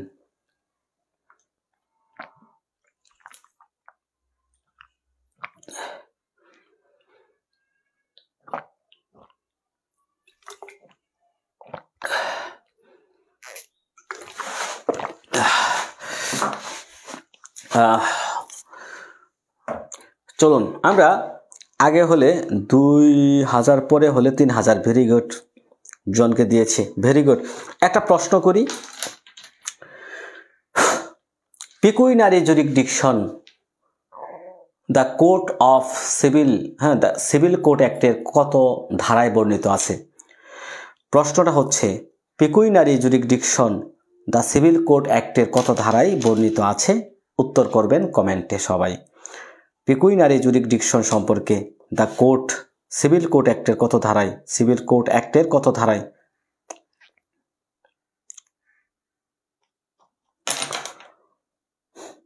আশরাফুল আজিম স্যারের পরিশ্রম সত্যি প্রশংসনীয়। আলহামদুলিল্লাহ।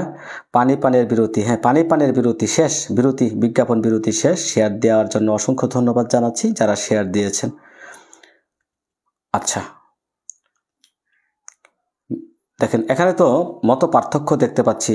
বাপ্পি সরকার বললেন 6, রাজীব বিশ্বাস রাজু বললেন 6, তারপরে ফরিদ উদ্দিন বললেন 18-19, আলী তৌহিদ 6, মাসুরা হাসান 6, প্রশান্ত কুমার বলছেন 18-19, তানিয়া নুর সুলতানা বলছেন 6, জান্নাতুল নূর ফেরদৌস 6, পূজা বলছেন 19, জালালিতে 19, অন্তর সরকার।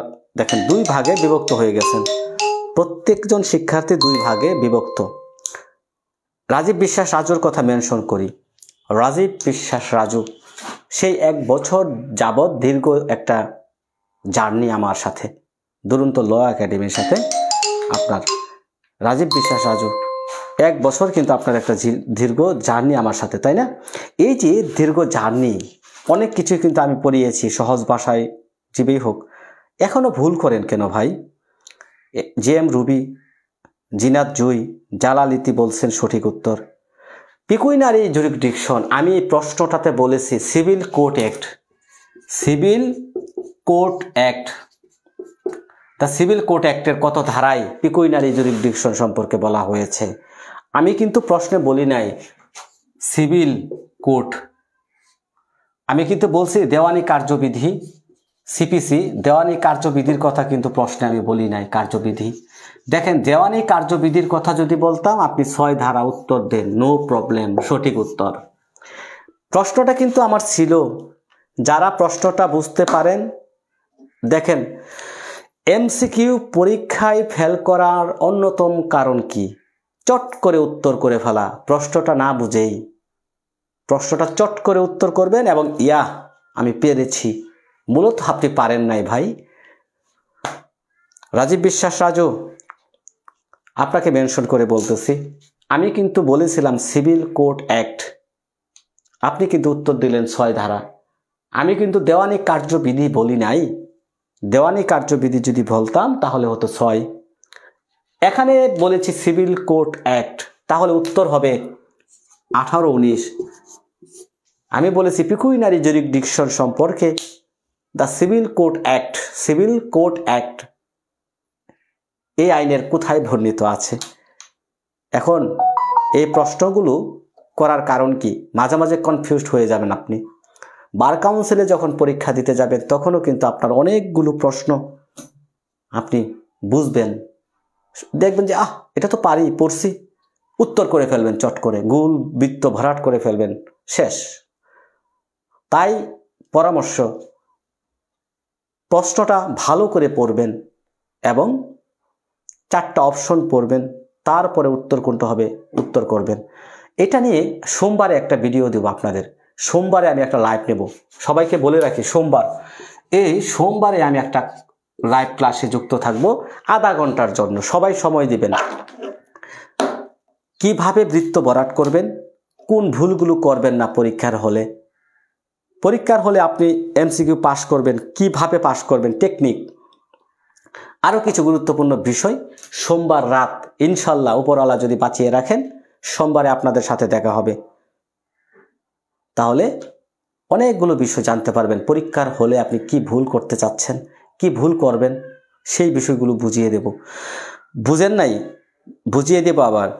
দেখেন, দেওয়ানি কার্যবিধি হচ্ছে একটা আইন, যে আইনটা মূলত সিভিল কোড অ্যাক্ট অনুযায়ী গঠিত। সিভিল কোড অ্যাক্ট 1887 সালের একটা আইন আছে। এই আইনটাতে 18, 19 ধারাতে পিকুইনারি জুরিসডিকশন, আর্থিক এখতিয়ার সম্পর্কে বলা আছে এবং আমাদের দেওয়ানি কার্যবিধির 6 ধারাতেও এই আর্থিক এখতিয়ার সম্পর্কে বলা আছে। আমি প্রশ্ন করেছিলাম পিকুইনারি জুরিসডিকশন সম্পর্কে দ্য সিভিল কোড অ্যাক্ট কোথায় বর্ণিত আছে এই আইনের? উত্তর করা হয়েছে 6 ধারা। কারণ 6 ধারা দেওয়ানি পড়াইতেছি, তাই সবাই 6 ধারাই করছে। কিন্তু আমি তো দেওয়ানি থাইকা প্রশ্ন করছি, ঠিক আছে, কিন্তু আইনটা তো হচ্ছে অন্যটা। এই বিষয়গুলো খেয়াল করে রাখবেন প্রশ্নটা যখন জালালিতে। ইনশাল্লাহ চলুন আমরা আদেশগুলোতে চলে যাচ্ছি। 1 থেকে 20 আদেশ শেষ করবই ইনশাল্লাহ, দ্রুত গতিতে শেষ করব। দেখেন, আমি কিন্তু সানজিদা হান্নান স্যার, সোমবার কখন স্যার? সোমবার রাত 10টায়, সোমবার রাত 10টায় হবে ইনশাল্লাহ। কিভাবে বৃত্ত ভরাট করবেন? রাত 10টায়। কিভাবে বৃত্ত ভরাট করবেন আপনি 1 ঘন্টার মধ্যে, কিভাবে আপনি উত্তরগুলো আপনার পরীক্ষাটা সম্পন্ন করবেন, কোন ভুলগুলো আপনার পরীক্ষার হলে করা যাবে না। অধিকাংশ, অর্ধেক 50% পরীক্ষার্থী ফেল করার অন্যতম কারণ আছে। আমি আলোচনা করব সোমবারে। দেখা হবে সোমবারে ইনশাল্লাহ। আপনারা সবাই যুক্ত থাকবেন। 50% শিক্ষার্থী ফেল করে এই 2-3টা কারণের জন্য বলবো। এমনি বাঁধন সালাম দিয়েছেন, ইংলিশ এন্ড এমসিকিউ সহজ নাকি বাংলায় সহজ? এটা হচ্ছে কোনটা সহজ? একই প্রশ্ন, ইংলিশ ভার্সনে 1 পৃষ্ঠা, বাংলা ভার্সনে 1 পৃষ্ঠা, এরকম থাকে মনে হয়। যাই হোক, আমি এটা বলতে পারবো না, আমরা বাঙালি মানুষ, আমিও ইংলিশ তেমন পারি না। আমি কিভাবে বলবো ইংলিশ সহজ না বাংলা সহজ? আমার কাছে বাংলা সহজ। হ্যাঁ ইনশাল্লাহ স্যার, ওকে। তো আমরা 1 আদেশ পড়ে যাব, আদেশগুলো শেষ করব। আদেশ, সময় কম। আদেশ, এখানে কোন কোন আদেশগুলো পড়তে হবে আপনারা আমি দাগিয়ে নিচ্ছি। 1 নাম্বার, দেখেন, যাকে বাদী হিসেবে যুক্ত করা যাবে। একটা মামলা আমরা জানি বাদী বনাম বিবাদী থাকে, 2টা পক্ষ থাকে একটা মামলায়। এখন বাদী হিসেবে কাদেরকে যুক্ত করা যাবে? বিধি 1, কোথায়? বিধি একে বলা হচ্ছে যাকে আপনি বাদী হিসেবে এখানে ইনক্লুড করবেন। কাকে? প্রতিকার অধিকার একই বা বিষয় আদান প্রদান একই, মানে আপনি যে প্রতিকারটা চাচ্ছেন ওই প্রতিকারে যদি তাদের স্বার্থ জড়িত থাকে, একই প্রতিকার চাওয়া হয়। যে ভাষা আপনার সহজ সুন্দর এবং বুঝতে সক্ষম। হ্যাঁ, সোমা চক্রবর্তী গত রাতে কিন্তু প্রায় 2টা পর্যন্ত ক্লাসে যুক্ত ছিল, খুবই ভালো, সাক্ষ্যটা অনেক পারে আমি দেখলাম। সো লেট হয়ে গেল স্যার, সকাল থেকে কারেন্ট ছিল না, মাত্র আসলো। জান্নাত শারমিন, ইনশাল্লাহ আমরা 1 থেকে 33 ধারা পর্যন্ত পড়িয়েছি, আপনি এই ধারাগুলো মোটামুটি ভালোই পারেন। এখন আদেশ শুরু করেছি, মনোযোগ দেন ক্লাসে। সো বাদী বনাম বিবাদী 2টা পক্ষ থাকে, কাদেরকে বাদী হিসেবে যুক্ত করা যাবে এটা শুধু মনে রাখবেন। কাদেরকে বিবাদী হিসেবে যুক্ত করা যাবে? বিধি 3। বিধি 3 বলছে বিবাদী যুক্ত, কাদেরকে বিবাদী হিসেবে যুক্ত করা যাবে, কাদেরকে বিবাদী হিসেবে যুক্ত করা যায়। এখানে সবচেয়ে গুরুত্বপূর্ণ হচ্ছে 8টা পড়বেন, দেখা যাচ্ছে তো না? 8, একই স্বার্থ সংশ্লিষ্ট পক্ষের মোকদ্দমা বা আত্মপক্ষ সমর্থন, রিপ্রেজেন্টেটিভ সুট, স্বার্থবিহীন মোকদ্দমা নাকি প্রতিনিধিত্বমূলক মোকদ্দমা, রিপ্রেজেন্টেটিভ সুট। এখানে বলা হয়েছে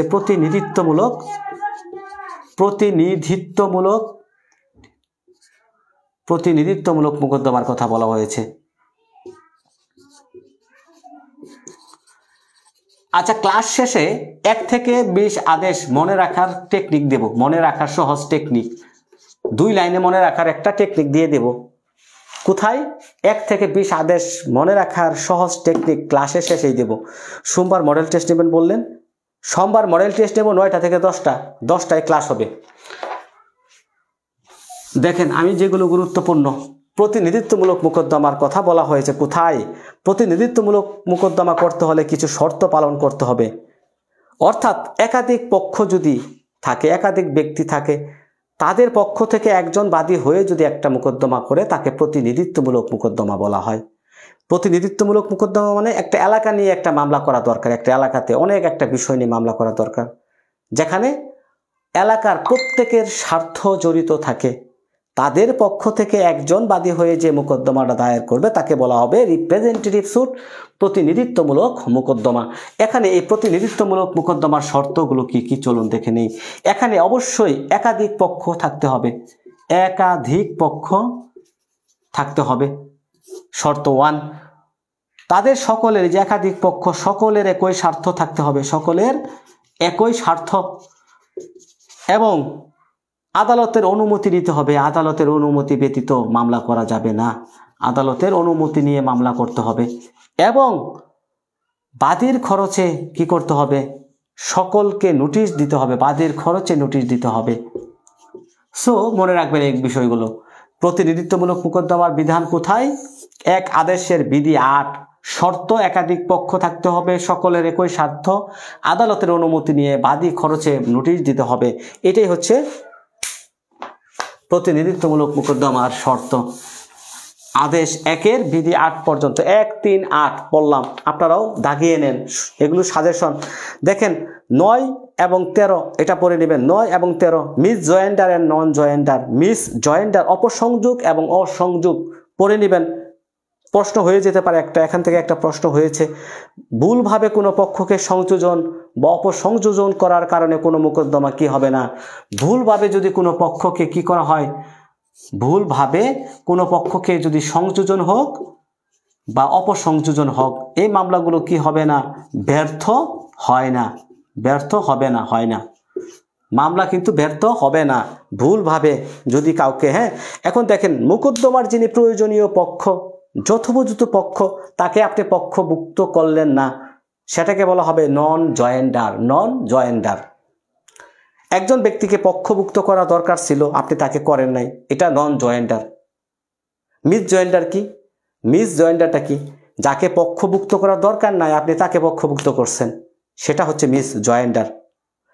সবার পক্ষ থেকে মামলার কতিপয় ব্যক্তি দ্বারা দায়ের করা হয় তাকে প্রতিনিধিত্বমূলক মোকদ্দমা বলে। আদেশ 1 বিধি 8। ভেরি গুড স্যার, আদাব। আদেশ কত? আদেশ হচ্ছে 9। আদেশ আদেশ এক বিধি নয়, miss joinder and non joinder. ঠিক আছে, আমরা আদেশ 2 পড়ব। আদেশ 2-এ বলা হচ্ছে মোকদ্দমা গঠন। এই যে মোকদ্দমা গঠনটা কিরকম ভাবে হবে দেখেন, মোকদ্দমা গঠন কেমন ভাবে করবেন। আচ্ছা বলেন তো দেখি, প্রশ্ন করি মাঝে মাঝে, প্রশ্ন না করলে আপনারা গুল্লাই যান। প্রশ্ন,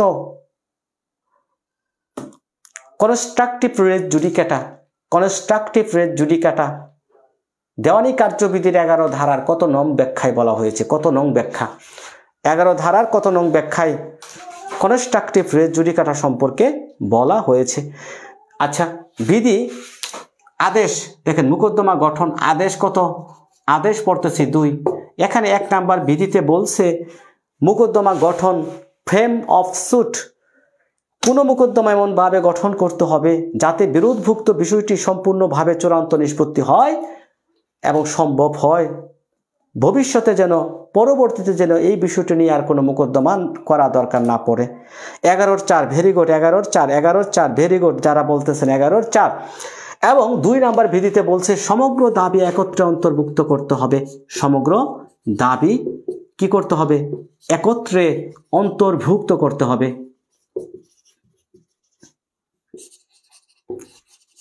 এই যে আমরা কনস্ট্রাকটিভ রেস জুডিকাটা বললাম না, কনস্ট্রাকটিভ রেস জুডিকাটা, এটাই হচ্ছে সেই বিষয়টা। দেখেন এখানে কি বলা হচ্ছে, মোকদ্দমার সমগ্র দাবি একত্রে অন্তর্ভুক্ত করতে হবে। আপনি যে দাবিটা করবেন এই দাবিটা এমনভাবে করতে হবে যেন কোনো কিছু বাদ না পড়ে।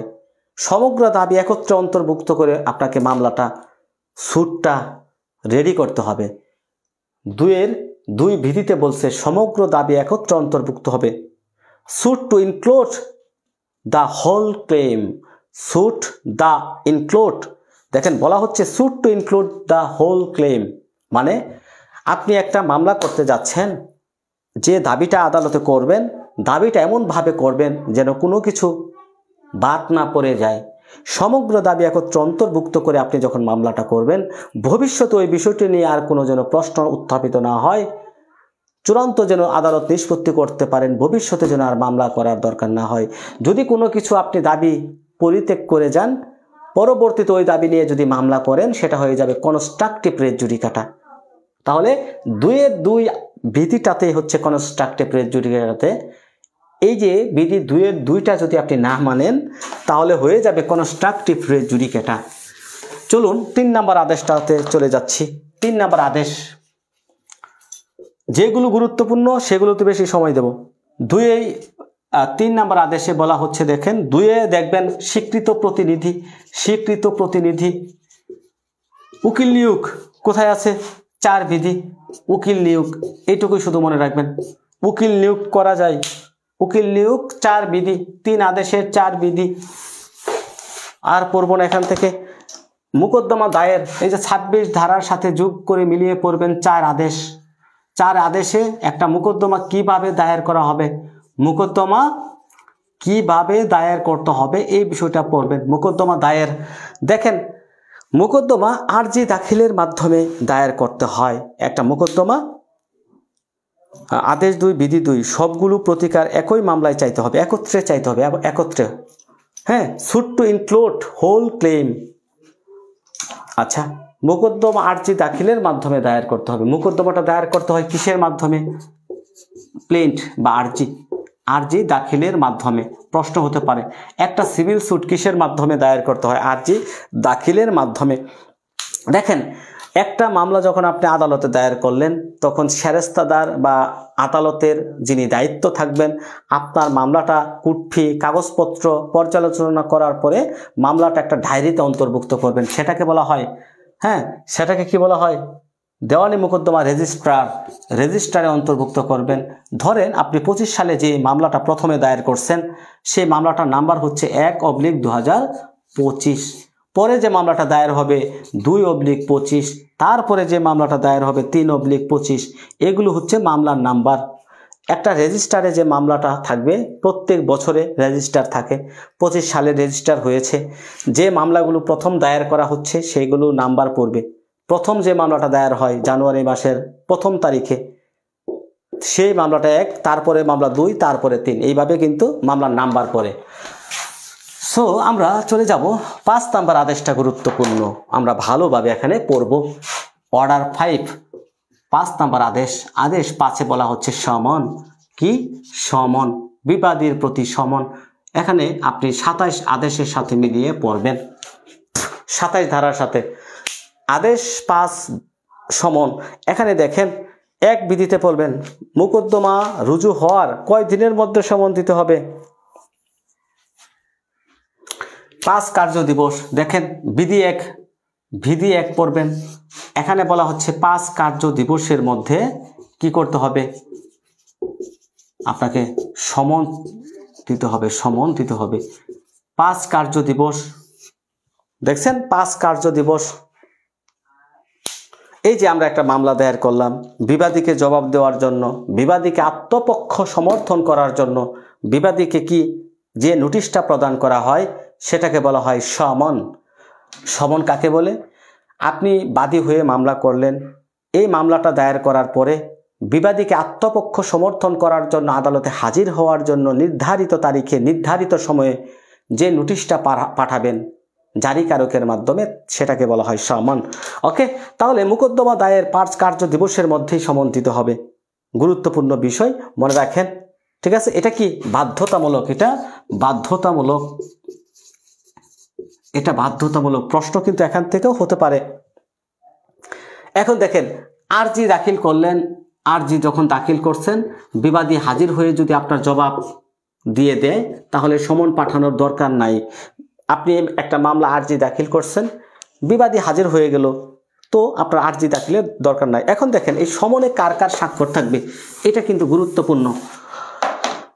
এই যে ধরেন একটা সমন, এই সমনে কার স্বাক্ষর থাকবে? এখানে অবশ্যই আদালতের একটা সিল থাকে, সিল একবারে সিল মারে, কিন্তু এরকম ভাবে সিল থাকবে। বিচারক বা প্রিজাইডিং অফিসার যিনি থাকবেন নিযুক্ত, তার একটা সমনে স্বাক্ষর থাকবে। বিচারক বা প্রিজাইডিং অফিসারের কি থাকবে? একটা স্বাক্ষর থাকবে। অবশ্যই আদালতের সিল এবং বিচারক বা প্রিজাইডিং অফিসারের একটা স্বাক্ষর, এবং সমনটা কি লিখিত হতে হবে। যে সমনটা ইস্যু হবে সেই সমনটা লিখিত, এবং বিচারকের সিল বা বিচারকের স্বাক্ষর, আদালতের সিল মোহর থাকতে হবে। ওকে, মনে রাখবেন। এখানে আমরা পড়ব, গুরুত্বপূর্ণগুলো পড়ি, অনেক বিদিত। 9 যান। দেখেন, জারির জন্য সমন অর্পণ বা প্রেরণ। একজন বিবাদীকে আপনার 30 দিনের মধ্যে সমন দিতে হবে। এই 30 দিনের মধ্যে সমন না পাঠালে, ব্যর্থ হলে, তাহলে কি হবে?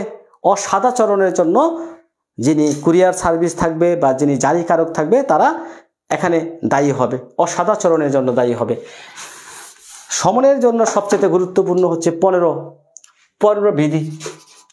বিবাদীর পরিবারের প্রাপ্ত বয়স্কদের উপর সমন, বিবাদীর প্রাপ্ত বয়স্ক সদস্যদের উপর সমন, সদস্যদের উপর সমন জারি।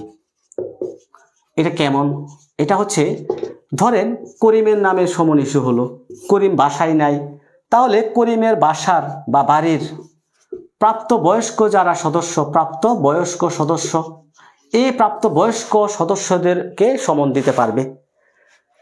বিধি 15তে বলছে বিবাদীর পরিবারের প্রাপ্ত বয়স্ক সদস্যদের উপর সমন জারি।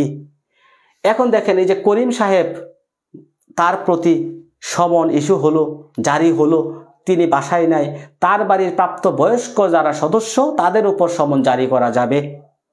এটা 2012 সালের পূর্বে ছিল পুরুষ সদস্য, প্রাপ্ত বয়স্ক পুরুষ সদস্য।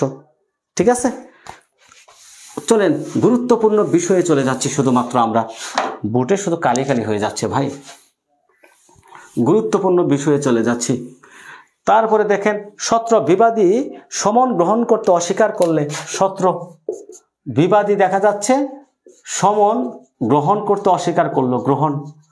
বিবাদী 17 বিধিতে মনে রাখবেন, বিবাদী সমন গ্রহণ করতে কি করে? গ্রহণ করতে অস্বীকার করলো, অস্বীকার করলে তখনকার কি পদ্ধতিটা কি, চলেন দেখে নেই। এখন দেখেন, বিবাদী সমন গ্রহণ করতে অস্বীকার করলে বা বিবাদীকে যদি খুঁজে পাওয়া না যায়, অথবা বিবাদীকে খুঁজে পাওয়া যায় না, খুঁজে না পাওয়া গেলে, বিবাদীকে যদি খুঁজে না পাওয়া যায় তখন কি হবে পদ্ধতি? এখানে বলা হচ্ছে বিবাদী যে ক্ষেত্রে বিবাদী সমন গ্রহণ করতে অস্বীকার করে এবং তাকে খুঁজে পাওয়া যায় না, 5 আদেশের সত্র বিধি মোস্ট ইম্পর্টেন্ট কিন্তু, ঠিক আছে? 5 আদেশের সত্র বিধিটা গুরুত্বপূর্ণ, কারণ এখানে বলা হচ্ছে বিবাদীকে যদি খুঁজে পাওয়া না যায় অথবা বিবাদী যদি সমন গ্রহণ করতে অস্বীকার করে তখন কি পদ্ধতি হবে? এখানে বলা হচ্ছে খুঁজে পাওয়া না গেলে সমন দিতে অস্বীকার করলে তার গৃহ বা বাসস্থান বা লাভজনক প্রকাশ্য কাজের স্থানে, তাহলে তার যে গৃহ বাসস্থান অথবা তিনি যেখানে লাভজনক কাজ করেন সেই প্রকাশ্য স্থানে কি করতে হবে? সমন লটকিয়ে জারি করা যাবে। তাহলে সমন কি করা যাবে? লটকাইয়া জারি, ঝুলাইয়া জারি। কোথায় আছে সত্র? 5-এর সত্রতে সমন লটকাইয়া জারির কথা বলতে পারেন আপনি। বিকল্প পদ্ধতিতে জারি আপনারা 5-এর 20-এ এই যে সমন গ্রহণ করতে অস্বীকার করলে অথবা বিবাদীকে যদি খুঁজে পাওয়া না যায়, বিবাদী যদি আত্মগোপনে থাকে, 5-এর 20-এ বলছে বিকল্প পদ্ধতিতে যেমন সমন জারি করা যাবে, ঠিক আছে? সমন লটকাইয়া জারি 5-এর সত্র মনে রাখবেন, 24টা করে নেবেন। কারাগারে আটক বিবাদীর উপর সমন জারি, বিবাদী যদি কারাগারে থাকে কারাগারের ভারপ্রাপ্ত কর্মকর্তার উপর সমন জারি করতে হবে। বিধি 24, 5 আদেশের বিধি 24। এখান থেকে আর পড়ব না, চলেন আমরা চলে যাচ্ছি প্লিডিংসে। প্লিডিংস গুরুত্বপূর্ণ। প্লিডিংস মানে কি বলেন তো? প্লিডিংস অর্থ কি? প্লিডিংস আদেশ 6। প্লিডিং অর্থ হলো আরজি বা লিখিত জবাব। আরজি বা লিখিত জবাব। দেখেন লিখিত জবাব সম্পর্কে বলা হয়েছে 8 আদেশে, আরজি সম্পর্কে বলা হয়েছে 7 আদেশে। সিম্পল বিষয়, এইভাবে মনে রাখবেন। প্লিডিংস হচ্ছে আরজি বা লিখিত জবাবের একটা সমন্বয় রূপ, তাকেই বলা হয় প্লিডিংস। আরজি বা লিখিত জবাবকে বলা হয় প্লিডিংস। আরজি হচ্ছে 7 আদেশ, লিখিত জবাব হচ্ছে 8 আদেশ। তো আমরা এখান থেকে কোনটা পড়ব চলেন দেখে নেই। 2 বিধিটা পড়বেন, 1 বিধিও পড়বেন। 1 বিধিতে বলা হচ্ছে pleadings shall mean plaint or written statement. Or কথাটা আছে, or. Pleadings shall mean plaint or written statement. Or অর্থ মানে অর মানে বা, অর মানে হচ্ছে বা, হ্যাঁ? আচ্ছা, 2 বিধিতে বলবেন প্লিডিংসে গুরুত্বপূর্ণ বিবৃতি করতে হবে কিন্তু সাক্ষ্য নয়। একটা প্লিডিংসে কি থাকতে হবে? গুরুত্বপূর্ণ। 2 বিধি গুরুত্বপূর্ণ কি থাকবে? ঘটনাবলী থাকবে, ঘটনাবলী। সাক্ষ্য নয়, এই কথাটা থেকে প্রশ্ন কিন্তু হয়ে যাবে। প্লিডিংসে গুরুত্বপূর্ণ ঘটনাবলী থাকবে, সাক্ষ্য নয়, এটা মুখস্থ করে ফেলেন। আমরা চলে যাচ্ছি 14 পর্ব। 14 একসাথে পড়ব। 15, 16, 17 এখান থেকে এইগুলো গুরুত্বপূর্ণ, পড়তেই হবে। 6 বিধি থেকে মানে 6 আদেশ থেকে বিধি 14, 15, 16, 17 পড়তেই হবে। দেখেন 14তে বলছে আরজি জবাব স্বাক্ষরিত, মানে প্লিডিংস স্বাক্ষরিত, প্লিডিংস টু বি সাইন্ড, হ্যাঁ? স্বাক্ষরিত হতে হবে। এই যে আপনার প্লিডিংস, এই প্লিডিংসটা কি? স্বাক্ষরিত হতে হবে।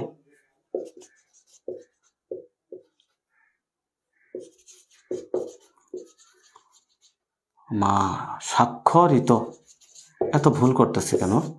প্লিডিংস স্বাক্ষরিত হতে হবে। দেখেন এখানে বলা হচ্ছে প্রত্যেকটি আরজি জবাব পক্ষ বা তার উকিল কর্তৃক স্বাক্ষরিত হতে হবে। কে স্বাক্ষর করবে? পক্ষ বা তার উকিল বা অন্য কোনো উপযুক্ত কারণে আরজি জবাব দানকারী পক্ষ আরজি জবাবে স্বাক্ষর করতে অসমর্থ হলে তার পক্ষে ক্ষমতাপ্রাপ্ত যে কোনো ব্যক্তি স্বাক্ষর করবে।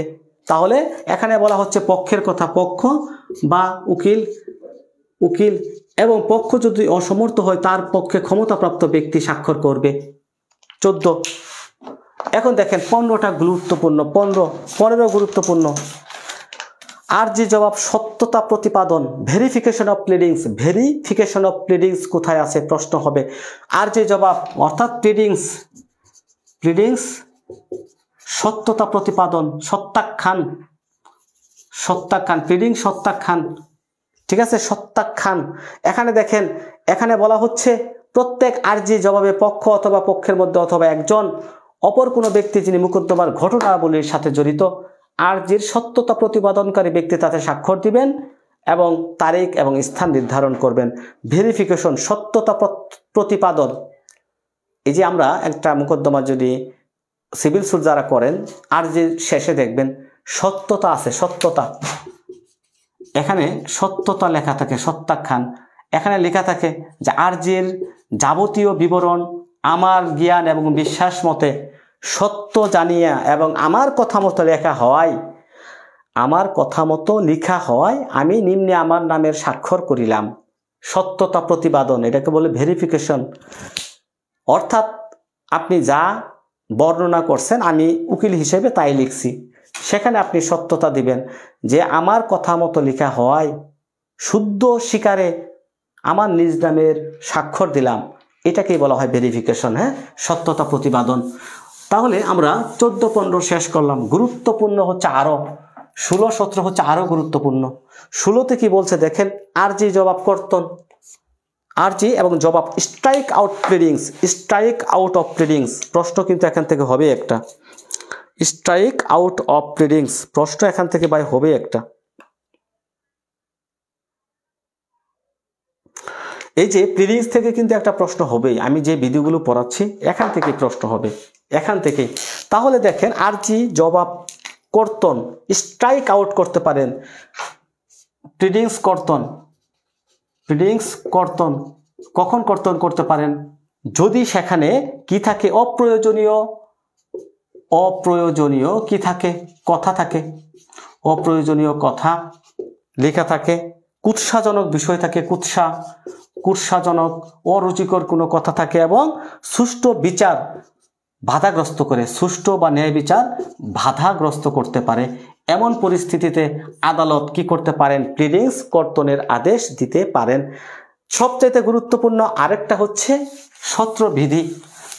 সত্রবিধিটা আরো গুরুত্বপূর্ণ, 6-এর সত্রবিধি আরো গুরুত্বপূর্ণ। Amendment of pleadings, amendment of pleadings মনে রাখবেন। আরজি জবাব সংশোধন, আরজি বা প্লিডিংস সংশোধন, আরজি বা জবাব অর্থাৎ প্লিডিংস সংশোধন, অ্যামেন্ডমেন্ট অফ প্লিডিংস। প্রশ্ন এখান থেকেও একটা হয়ে যেতে পারে।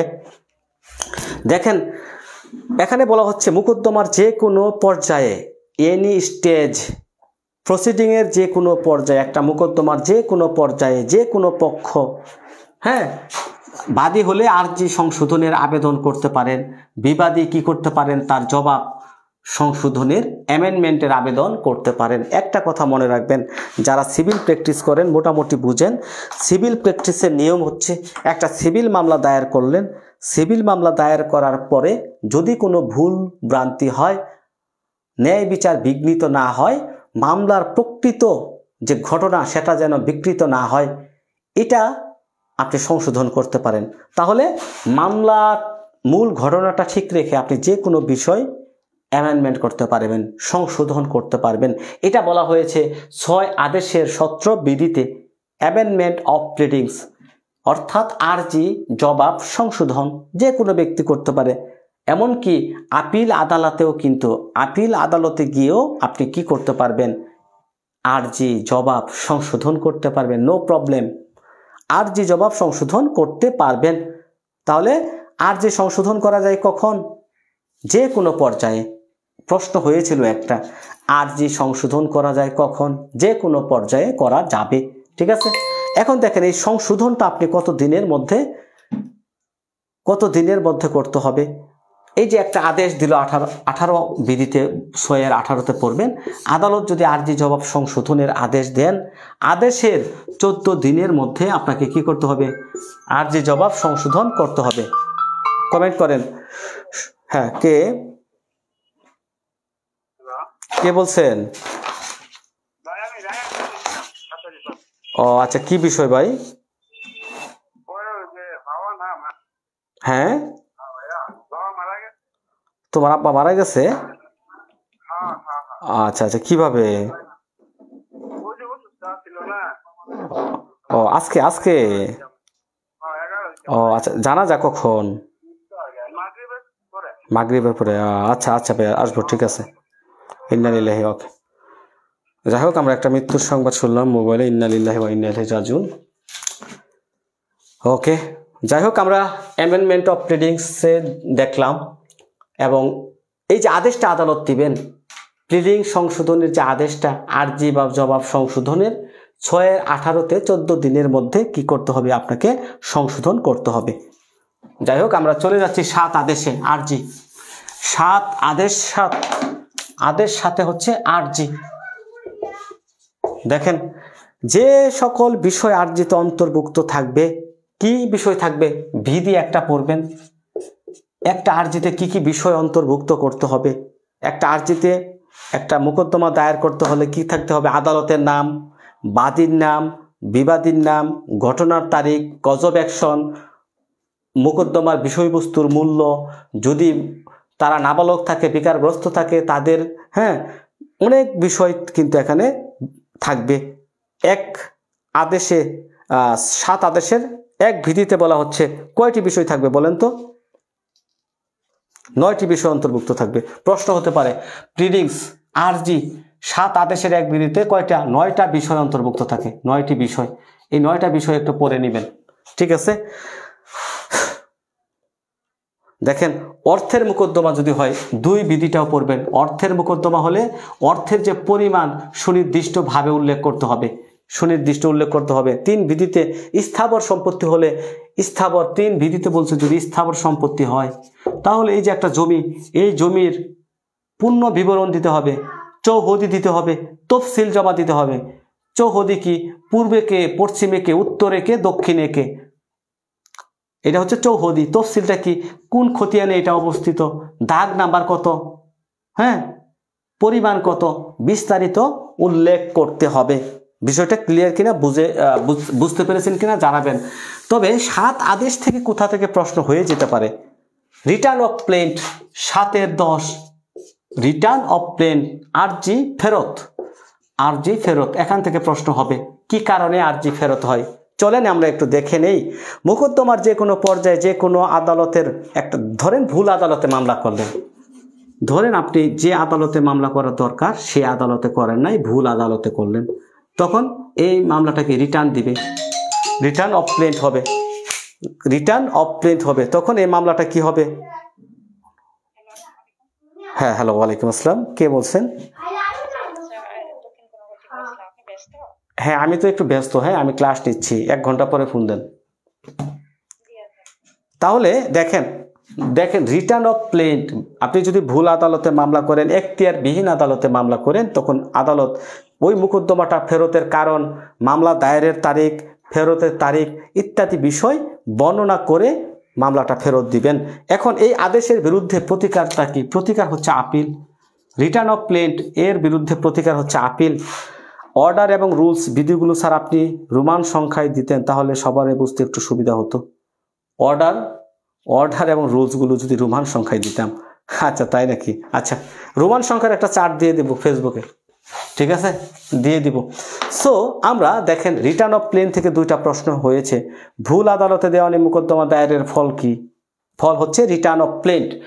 সবচাইতে গুরুত্বপূর্ণ হচ্ছে কি জানেন? 11, 7 আদেশের 11টা হচ্ছে সবচাইতে গুরুত্বপূর্ণ। রিজেকশন অফ প্লেন্ট, আরজি প্রত্যাখ্যান। এই যে আরজি প্রত্যাখ্যান, এটা কি আদেশ নাকি ডিক্রি? বলেন তো, আরজি প্রত্যাখ্যান এটা কি আদেশ নাকি ডিক্রি? 4টি কারণে কি হয় আরজি প্রত্যাখ্যান হয়, 4টি কারণে আরজি প্রত্যাখ্যান হয়। 4টি কারণ আছে। এই 4টি কারণ কি চলুন আমরা দেখে নিই। 7 আদেশের বিধি 10, 7 আদেশের 11 বিধিতে আরো most important rejection of plant. 4টি কারণে আরজি রিজেকশন হয়। এটা আরজি রিজেকশন অফ প্লেন্ট, এটা কি ডিক্রি নাকি আদেশ? কমেন্ট করবেন। দেখেন, মোকদ্দমার কারণ যদি না থাকে, একটা মোকদ্দমা দায়ের করলেন, মোকদ্দমার কজ অফ অ্যাকশন লিখলেন না, মোকদ্দমার কারণ না থাকলে মোকদ্দমার যদি কারণ না থাকে তাহলে মোকদ্দমাটা আদালত কি করবেন? রিজেকশন করে দিবেন। এবং 4 নাম্বারটা পড়ি আমরা। 4 পড়ার কারণ আছে, 4 পড়ব, কারণ আছে। এই মোকদ্দমাটা যদি কোনো আইন দ্বারা বারিত হয়, কোনো আইন দ্বারা বারিত হলে, বারিত মানে নিষেধ থাকলে, আপনি যে মোকদ্দমাটা দায়ের করলেন তা এই মোকদ্দমাটা দায়ের করা নিষেধ, কোনো আইন দ্বারা সেটা বারিত, তাহলে দেখেন 4টি কারণে আরজি প্রত্যাখ্যান করা যায়। 1 নাম্বার কারণ হচ্ছে মোকদ্দমার যদি ঘটনার কজ অফ অ্যাকশন না থাকে। 4 নাম্বারটা কি? 4 নাম্বারটা কি বললাম? কোনো আইন দ্বারা বারিত হলে। এই 2টা কারণ মনে রাখেন, 1 নাম্বার এবং 4 নাম্বার কারণ। 1 নাম্বার কারণ এবং 4 নাম্বার, মাঝখানে 2টা কারণ আমি লিখব, তবে এই 2টা কারণ বুঝেন। মোকদ্দমার কজ অফ অ্যাকশন না থাকলে, কোনো আইন দ্বারা বারিত হলে আদালত মামলাটা দায়ের করার সাথে সাথে রিজেক্ট করে দিবে। এই 2টা কারণে মামলাটা দায়ের করার সাথে সাথে রিজেক্ট, আর কোনো এক্সকিউজ চলবে না। মাঝখানে 2টা দেখেন, মাঝখানে 2 নাম্বারটা দেখেন কি বলা হচ্ছে? মোকদ্দমার দাবিকৃত প্রতিকার কম মূল্যায়িত হলে, দাবিকৃত প্রতিকার কম মূল্যায়িত হলে, ঠিক আছে। এবং 3 নাম্বারটা কি দেখেন? কম মূল্যের স্ট্যাম্পে আরজি লেখা হলে, কম মূল্যের স্ট্যাম্পে আরজি লেখা হলে, এই যে 2টা কারণ, এই 2টা কারণে আদালত আপনাকে সময় দিবে, সংশোধন করার একটা সময় দিবে। আপনি যদি সময় মতো সংশোধন করেন, নো প্রবলেম। তবে এই যে এই 2টা কারণে, 1 এবং 4, এই 2টা কারণে সরাসরি খারিজ। আজান দিচ্ছে, যাই হোক।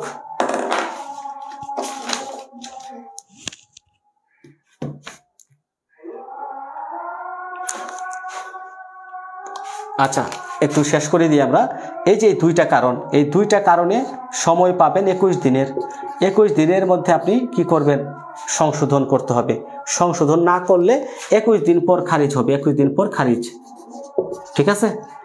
সো দেখেন, আবার 13 বিধিটাতে মনে রাখবেন, 7-এর 13 এটা পড়বেন। এখানে বলা হচ্ছে প্রত্যাখ্যান হলে নতুন আরজি দাখিল করতে পারবেন। যদি আরজি প্রত্যাখ্যান হয়, আপনি আপিলও করতে পারেন, নো প্রবলেম। যেহেতু এটা একটা ডিক্রি, আপনি নতুন মামলা দায়ের করলে কোনো বাধা নাই, নতুন মামলা করা যাবে। এটা বলা হচ্ছে 13 বিধিতে, ঠিক আছে। তো যাই হোক, আমরা কতক্ষণ ছিলাম? অনেকক্ষণ যুক্ত ছিলাম। প্রিয় ভবিষ্যৎ আইনজীবীগণ, আমরা একটু বিরতি দিই, হ্যাঁ। 7 শেষ, আমরা 8 থেকে শুরু করব, 8 আদেশ থেকে। যেহেতু আজান দিচ্ছে, আমিও টাইট হয়ে গিয়েছি, নাস্তা করি নাই, হালকা নাস্তা করে আপনাদের সাথে যুক্ত হয়েছি। কারণ আমরা রাত 2টা পর্যন্ত কিন্তু ক্লাস নিয়েছিলাম আজকে। সো আমরা সারাদিন ইনশাল্লাহ এইভাবে কিছুক্ষণ পর বিরতি নিয়ে 2টা 15 মিনিটে আমরা সবাই একত্রে যুক্ত হব। আবার গোসল করবেন, খাবেন, নামাজ পড়বেন। 2টা 15তে আমরা আবার যুক্ত হব পরবর্তী সেশনে।